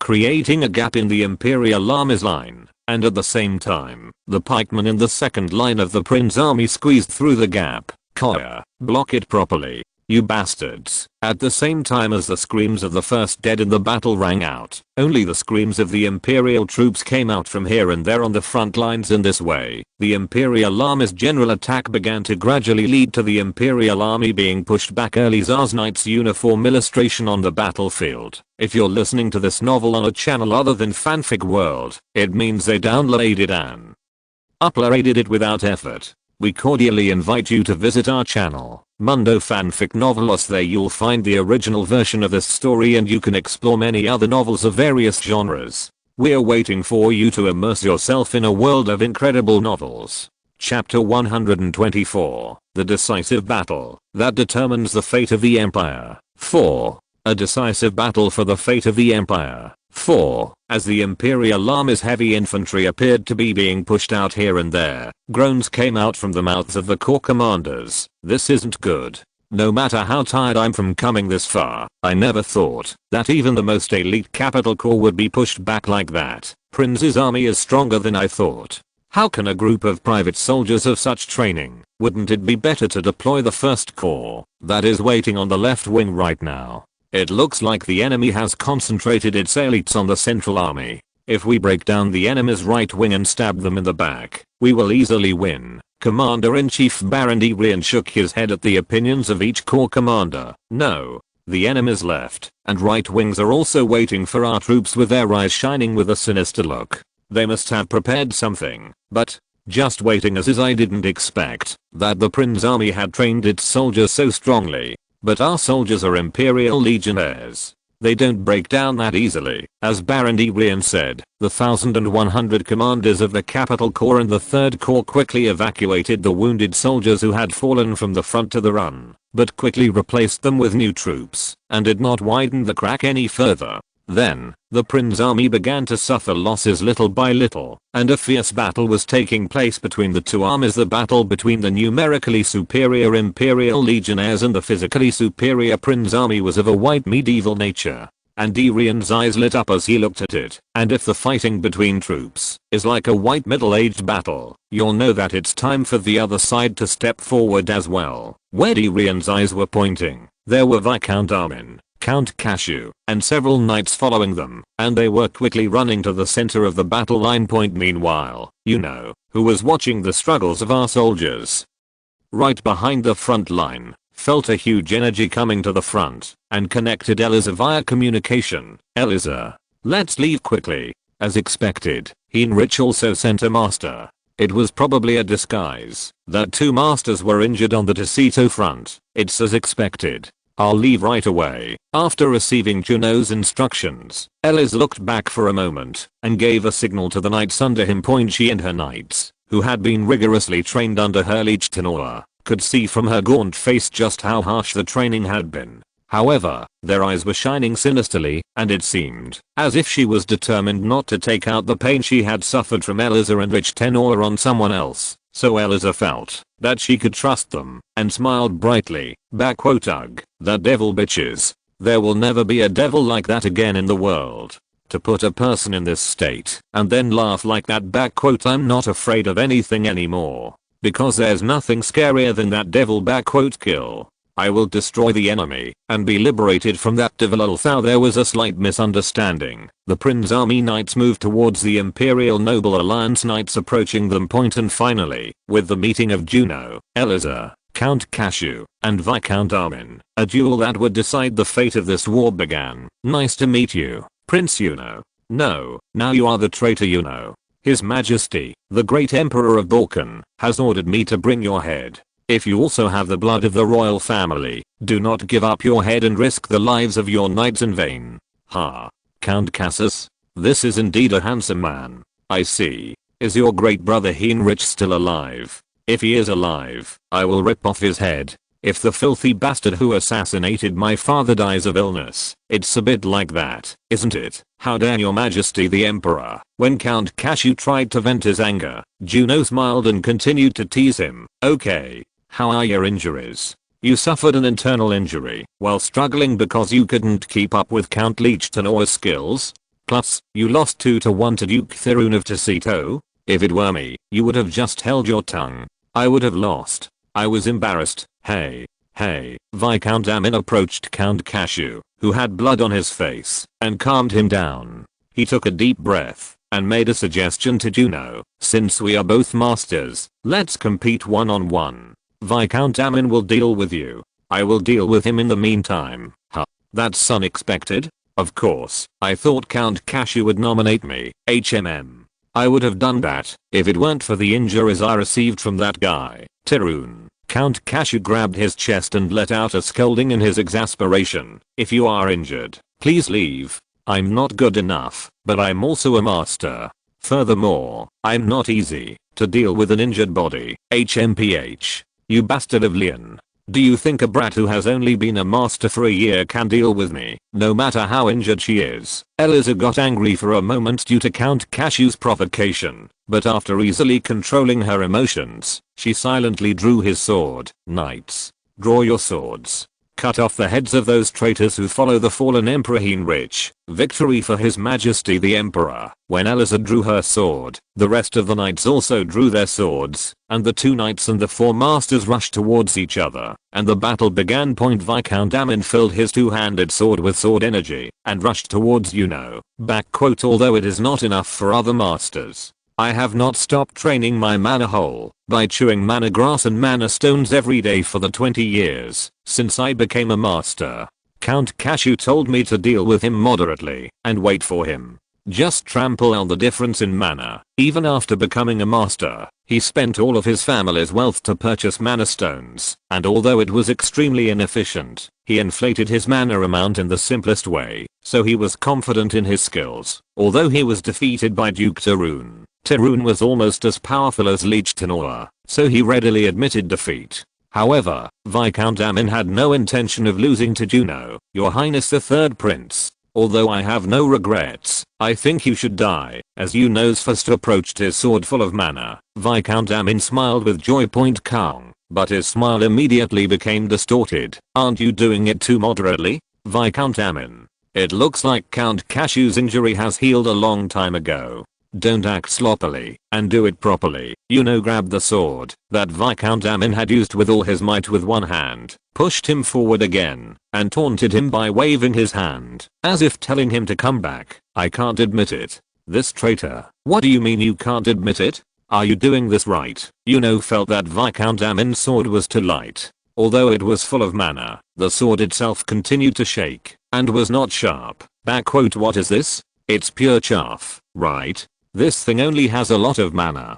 Even if Eliza comes, you'll just win, right? Moreover, Yuno's mana amount, which absorbed both the positive energy of the world tree and the negative energy of Miri, was enough to overwhelm Viscount Amin in terms of output, and Yuno was able to deal with Viscount Amin very easily. Well, let's take it slow and let Eliza gain experience. The knights that Eliza trained seem to be fighting well. The soldiers are holding up well, so I think we can go a little slower. Apostrophe from the corner of his eye, he saw that Eliza was also fighting with Count Cashew, and the knights were also seen fighting the enemy knights without a single casualty, so Juno felt relieved and focused only on Viscount Amin. Viscount Amin continued to desperately pour out sword energy, but his excited attacks became simpler, so Juno stood in place and began to parry his attacks. Why on earth? Why can't my attacks reach me? To a prince who is less than 2 years old. Why, Viscount Amin? From what I can see, you don't seem to be a master. Have you ever trained in swordsmanship? It's obvious you haven't even trained your body. The master's stomach is shaking. I'm so upset. It's amazing that I survived later. TSK. If Tarun is the one who threw his sword at me in Strive, he must have kept me alive on purpose. If we keep them alive, the Empire's civil war will last longer. It will buy time for Tacito to completely occupy the Zenon Clean. You traitor. Shut your mouth. This is what happened. Viscount Amin, I will tell you what your weakness is. Start with the mindset of training again from the beginning. As soon as Yuno finished speaking, he was pounding various parts of Viscount Amin's body, exploiting the weaknesses in his swordsmanship. You need to strengthen your legs there. If you don't have strength in your lower body, that doesn't mean you won't be able to use your sword as well. After this war is over, I will train you myself. Damn. When Yuno approached the duel, as if it were a leadership sparring, Viscount Amin, whose pride was hurt, squeezed his mana whole and unleashed sword energy, but his skills were not enough to block Yuno's attack, so Viscount Amin glared at Yuno and called it a day. I just changed it. Yuno's guard was almost broken because he dealt with the master so easily. And behind Yuno, a sword and a ray of fire filled with mana flew at high speed. Quang. With a huge explosion, a cloud of dust arose, and Han and Young appeared in the air. Ho ho ho ho. If it's my compressed fireball, even the master can be defeated. This is the first time I've compressed it 7 times. By the way, it looks like Viscount Amin died as well. What do you know? Ho ho ho ho ho. Balkan Empire Mage Tower. Jennifer grunted. Eliza, startled by her outburst, looked at her and gritted her teeth with anger in her eyes. Jennifer grunted. Balkan Empire Lord and ex-wife of Leech Tenora. Chapter 125. The decisive battle that determines the fate of the Empire. 5. A decisive battle for the fate of the Empire. 5. Eliza shouted in her anger-filled voice as she looked at Juno, who had been taken by surprise. Count Cashew. Jennifer Magic Tower. What are you doing during an honorable duel? Huh? Jennifer is a wizard, so she doesn't know much about dueling. Oh, the Emperor said he would give me 10 pretty boys of his choice, right? Then shouldn't I work just as hard? It's impossible to survive 7 compressed fireballs. Give up. But there would be no pain. Heh. You're looking for the rules of a duel during a war. Maybe it's because you're a princess who grew up so beautifully, but you're so naive. In the one-on-one duel you guys requested first. Such shamelessness. Eliza was worried about Yuno and wanted to run straight through the cloud of dust, but she couldn't do that considering the skill of Count Cashew, who had been pretending to be injured until now and then suddenly launched a wave of attacks on her. I had no choice but to change it. Count Cashew once again injected dark sword energy filled with deadly energy towards Eliza, and Jennifer prepared an attack spell in the air. However, their bodies froze as they heard the familiar voice echoing throughout the battlefield. You've become quite ruthless while we haven't seen each other, Count Cashew. Now I know that a knight's personality changes to follow his lord, and that Jennifer was a shameless bitch to begin with, so don't worry about her. Eliza, Lee, Count Leech Tenora. Ha ha ho, my husband. You just threw away a divorce document and left home, and here you are. You can kill a husband who left home, so you killed 2 birds with 1 stone. When Count Leech Tenora appeared, Count Cass and Jennifer, as well as the ordinary knights, stopped fighting and looked at the place where he appeared. To that extent, He was a man who reigned as the strongest master in the empire for the past dozen years, and even now, there is no master who surpasses him, so even the knights of Heinrich's camp treated him with courtesy. Meet Master Lichtenauer. It's been a while. Director Lichtenauer, I heard you retired, but I can't believe you were here. These are all faces you've seen at least once. I have something to tell you, so please make way for a moment. As the knights of both camps gave way to his gesture, Lichtenauer slowly approached Eliza. Master, you know, don't worry, Eliza. Do you think that guy would even flinch from a sword the size of cashew? He's such a monster that he took my sword head on. As soon as Lichtenauer finished speaking, a gust of wind blew away a cloud of dust and Juno appeared.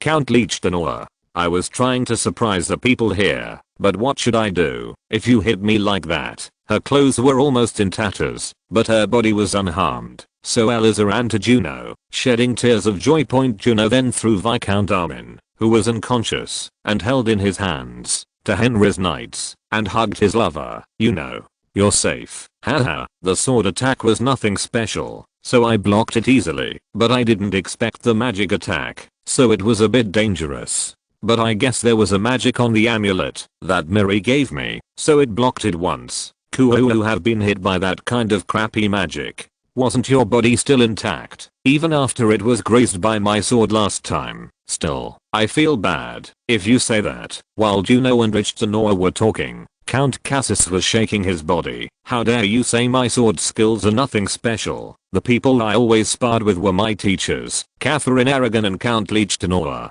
Did you think they could do anything to me with that much sword power? You instinctively felt that you were not confident, so you received the support of magic. Everyone, shut up. I alone have enough of traitors like you. When Count Cassius attacked Juno, Eliza drew her sword first and caught his sword.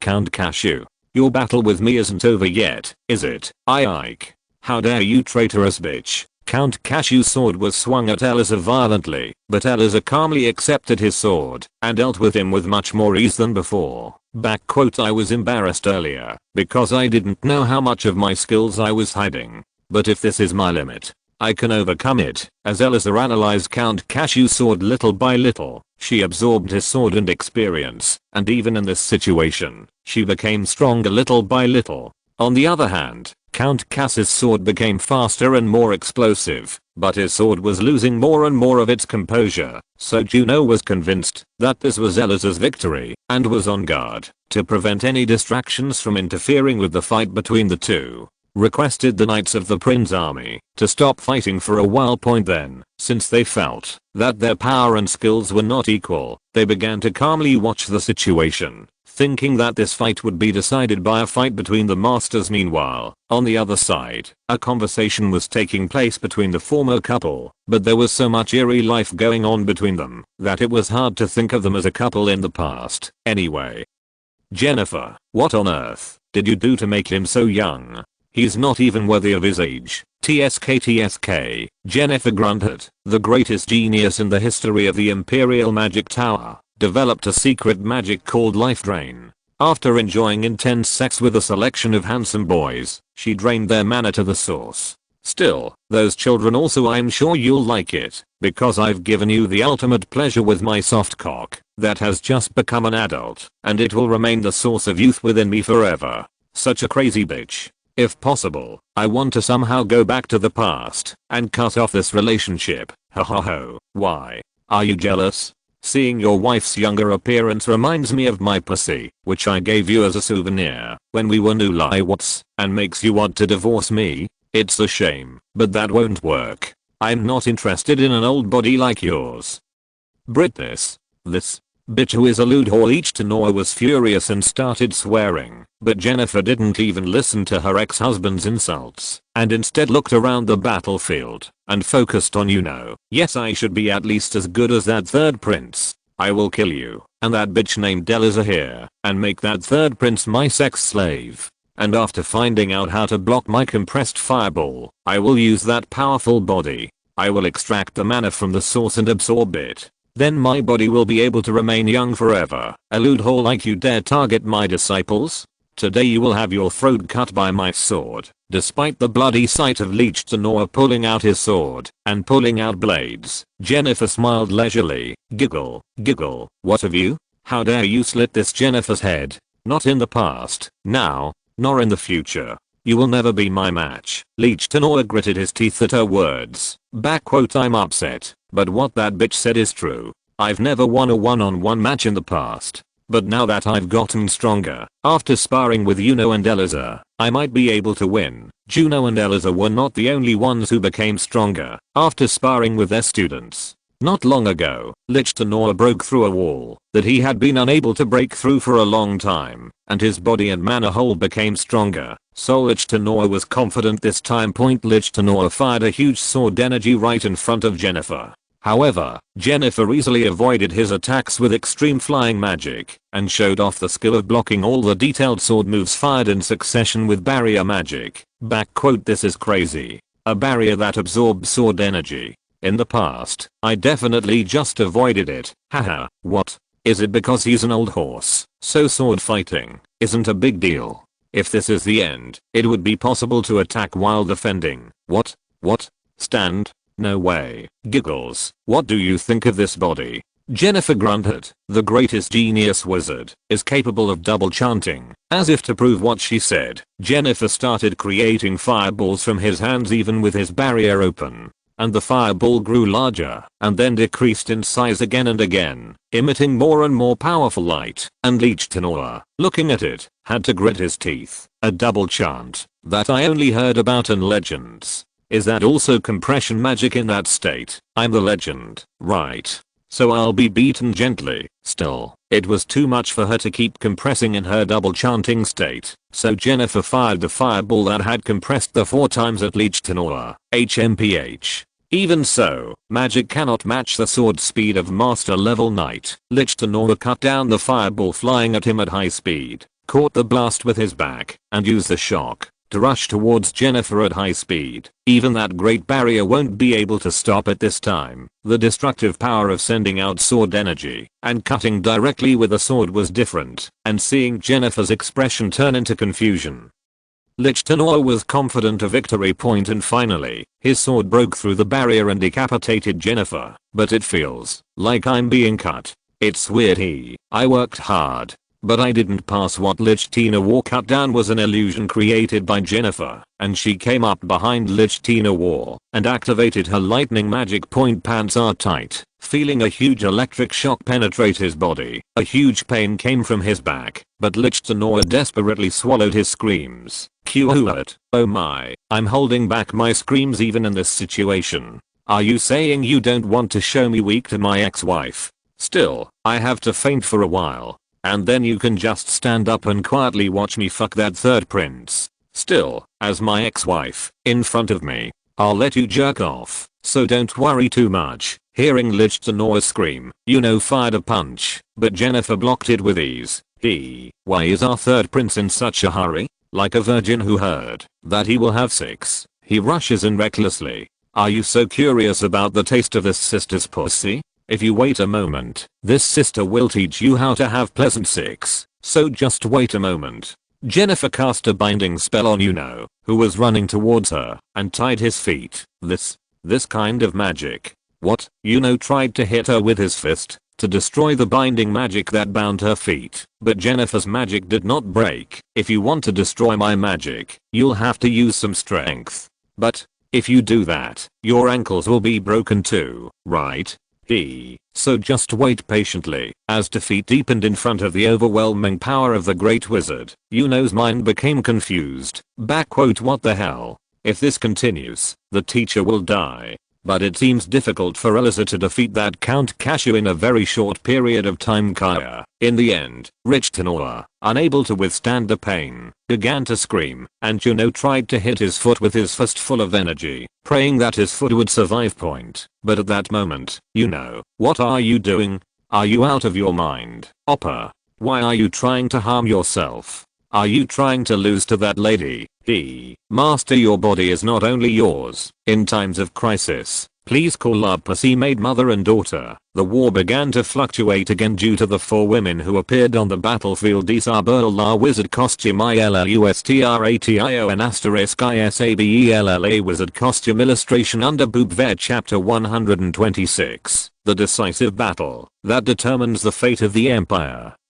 6. A decisive battle for the fate of the empire. 6. Just now, watching Juno and Eliza engaged in a fierce battle with their respective opponents, Viscount Leverkin, who was the commander of the Prince army, was anxious. Woe, your majesty must win. So far, the allies have held up well, and it seems like they are evenly matched. But the stamina of the allies is reaching its limit. But the number of enemies is brit. As he said, the Prince army was being pushed back, albeit slightly. They tried to hold out by alternating between the front and rear ranks, but the same was true for the Imperial army, and since the number of Imperial troops was twice as large, the Imperial army had much more freedom in allocating physical strength point. In order to turn this fight around, Viscount Leverkin thought that the only hope was for Juno to win. So he was only focusing on the fight between Juno and Eliza, while coordinating his troops. Majesty, please win. Only then can we lead this war to victorious. If repaying his wishes, Juno pushed on Viscount Amin with ease, and came close to overpowering him. Seeing this, Viscount Leverkin shouted his cheers, but his cheers did not come out of his mouth. It was because a huge explosion hit Juno. Your Highness, those cowardly Imperial bastards. What are they doing in a sacred duel? Since Jennifer appeared after that, he was convinced that she was behind the fire magic that had attacked Prince's army in the last battle on the Adriatic plain. Eventually, her liege Tenora appeared to deal with her, but even the strongest master of her empire fell in despair, unable to overcome her air genius archmage. Damn, now that things are like this, we have no choice but to charge both the left wing and the right wing, and carry out a final all-out attack. No. It's too early to give up. Acting Commander-in-Chief Leverkin, a clear and refreshing voice reached the ears of Viscount Leverkin, who was about to order an all-out attack on his staff, who were in similar despair there. Inkirimu and Miruku were smiling at him, wearing traditional elf battle uniforms, and seeing the coexistence of beauty and vulgarity, Viscount Leverkin momentarily forgot that it was a battlefield and blushed. Huh. Why are your elves, your maids, on this battlefield? But what are those disgusting outfits? Please cover up. Ho. This is our elves battle uniform. I'm going to save my master, but I can't go in an ordinary maid outfit. When told that they were going to rescue Juno, Viscount Leverkin shook his head. I know how you two feel, but aren't you two low-level spiritists? Jennifer, the Empire's magic tower lord over there, may be the strongest magician in the Empire. No, the continent. It's an act of suicide. Ho. You thought we were low-level spirits because we only use low-level spirits when cooking? But we are not low-level spirits, and when did we say we were going alone? As Kirimu and Miruku each summoned the highest and highest spirits of wind, Viscount Leverkin's mouth widened. Soon, when he saw Isabella and Mary coming out behind them wearing uniforms similar to Jennifer's, his jaw opened even wider, and he didn't know how to close it. Whoa. Even the princesses, Viscount Leverkin, advance the left and right wings, but never make an unreasonable general attack. The timing of the all-out attack. Just need to match the timing when we win. Viscount Leverkin nodded at the sight of them overflowing with confidence, and as he watched them fly, he raised flags on the left and right wings to keep the enemy in check. According to his orders, the left and right armies each began to advance and made moves to check Henry's army's center army, and the 1st and 4th Corps of the Imperial army also slowly advanced.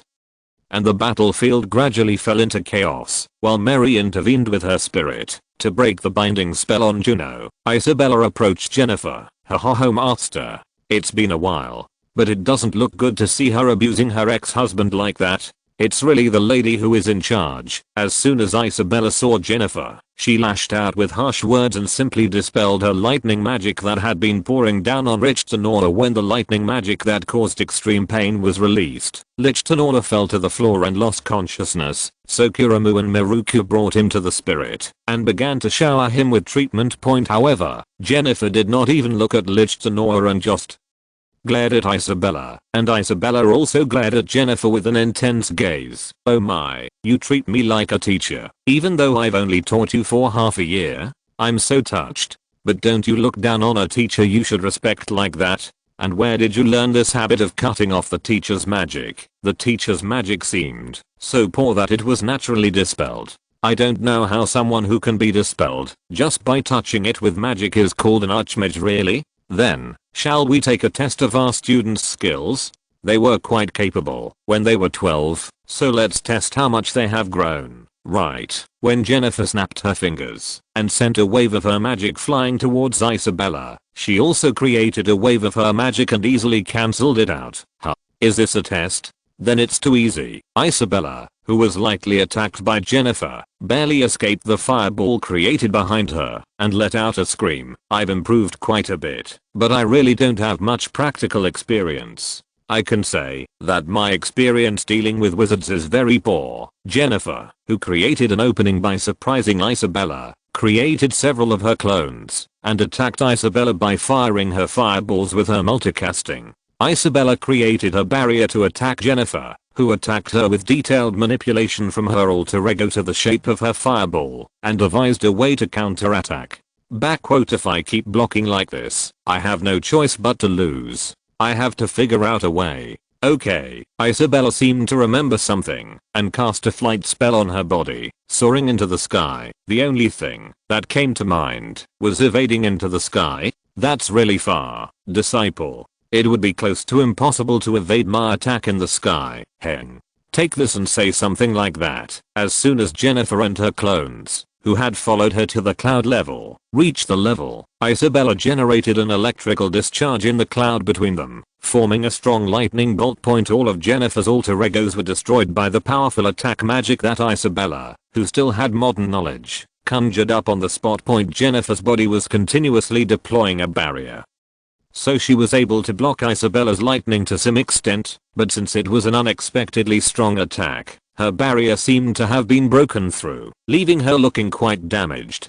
I can't believe there was a method like this. Our student is truly amazing. It was a really cool attack. But if this is the end, as if this could possibly be the end, Isabella spread a small ignition spell in her hand and ran towards Jennifer at high speed. What is this? Did you use up all your magical power in the attack earlier? You used this poor basic fire magic to clone me. Wow. Jennifer caught Isabella, who was running toward her, with a light wave of her own, but Isabella, hit by her wave, immediately disappeared into dust point, and at the same time, Jennifer felt herself losing consciousness from the pain of Isabella's fist digging into her stomach, and she slowly fell to the ground. Do you think you're the only one who can do double chanting? Isabella's talent is just as good as yours. Isabella instantly cast her illusion magic and invisibility, holding fire in her hand, and approached Jennifer and punched her. Jennifer, whose body was not trained at all, lost consciousness with one punch. Woo, I heard you did well training under our giggling, kicking. From now on, the strongest mage in the empire will be Isabella. Isabella, who had come down to her ground and was about to place her magic suppression bracelet on Jennifer's hand, was startled by her eyes fluttering open, causing her to step back. Giggle Isabella. How dare this damn bitch touch Jennifer's body? And what? Who is the strongest wizard? How dare you call yourself that title in front of anyone? Even in the Imperial Palace, Jennifer was not treated as a princess, but now seeing her showing off her dirty nature, as if she was not even treated as her student, Isabella once again raised her magic. Damn it. You've already come to your senses. I'm sure you lost consciousness, HMPH. Don't you think you can call yourself the strongest wizard if you carry a magic tool that can restore your body at any time in case of an unexpected situation? Just keep playing with that bitch's tongue. Her Isabella confronted Jennifer head on, unleashing her enormous magical power, as if dealing with her up to this point had been a joke on her part. Magic attribute vs magic attribute. 4 knights. It was a simple fight where they clashed head on with force, but for wizards, it was a method of fighting that put their pride at stake. As it was truly a fight that pitted the scale of her own magical power. Isabella began to lose ground, and Mary, who had been watching her older sister, came running and began to lend her strength. Sister, I'll help you. However, despite Mary's presence, they continued to be pushed back. Heh. The third princess. Why is an apostle like a spiritist trying to compete with this Jennifer with magic power? It's impossible. Animism is an apostle? Be careful what you say. Spirit is the purest power that nature has. Rather, magic can be said to be an apostle, because it twists nature by force. With Kiramu and Miruku joining in, the balance of power was finally achieved. Kyohobi bid me with their heads raised in front of me. Jennifer, I'll rip those monstrous breasts to pieces. Oh my? The reason you got angry, as soon as we appeared, was it because of that small hill that couldn't even be called a chest? Ho ho. Our mother and daughter's breasts are huge, right? And Isabella and Mary are also amazing. Shut up.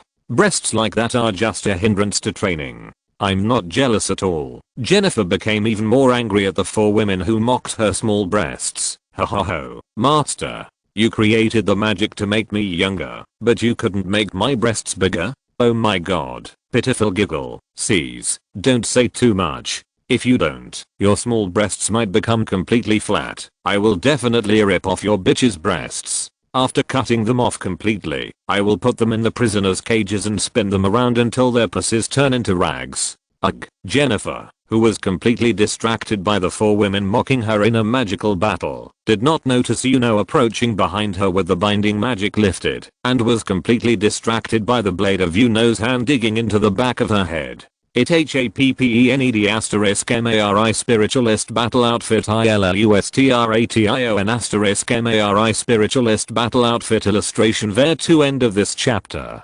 Thank you very much for reaching the end. Don't forget to like. Looking for more exclusive content and immediate access? Subscribe to our Patreon. Remember, every like, subscription, or donation encourages us to continue. Thanks to everyone. See you in the next video.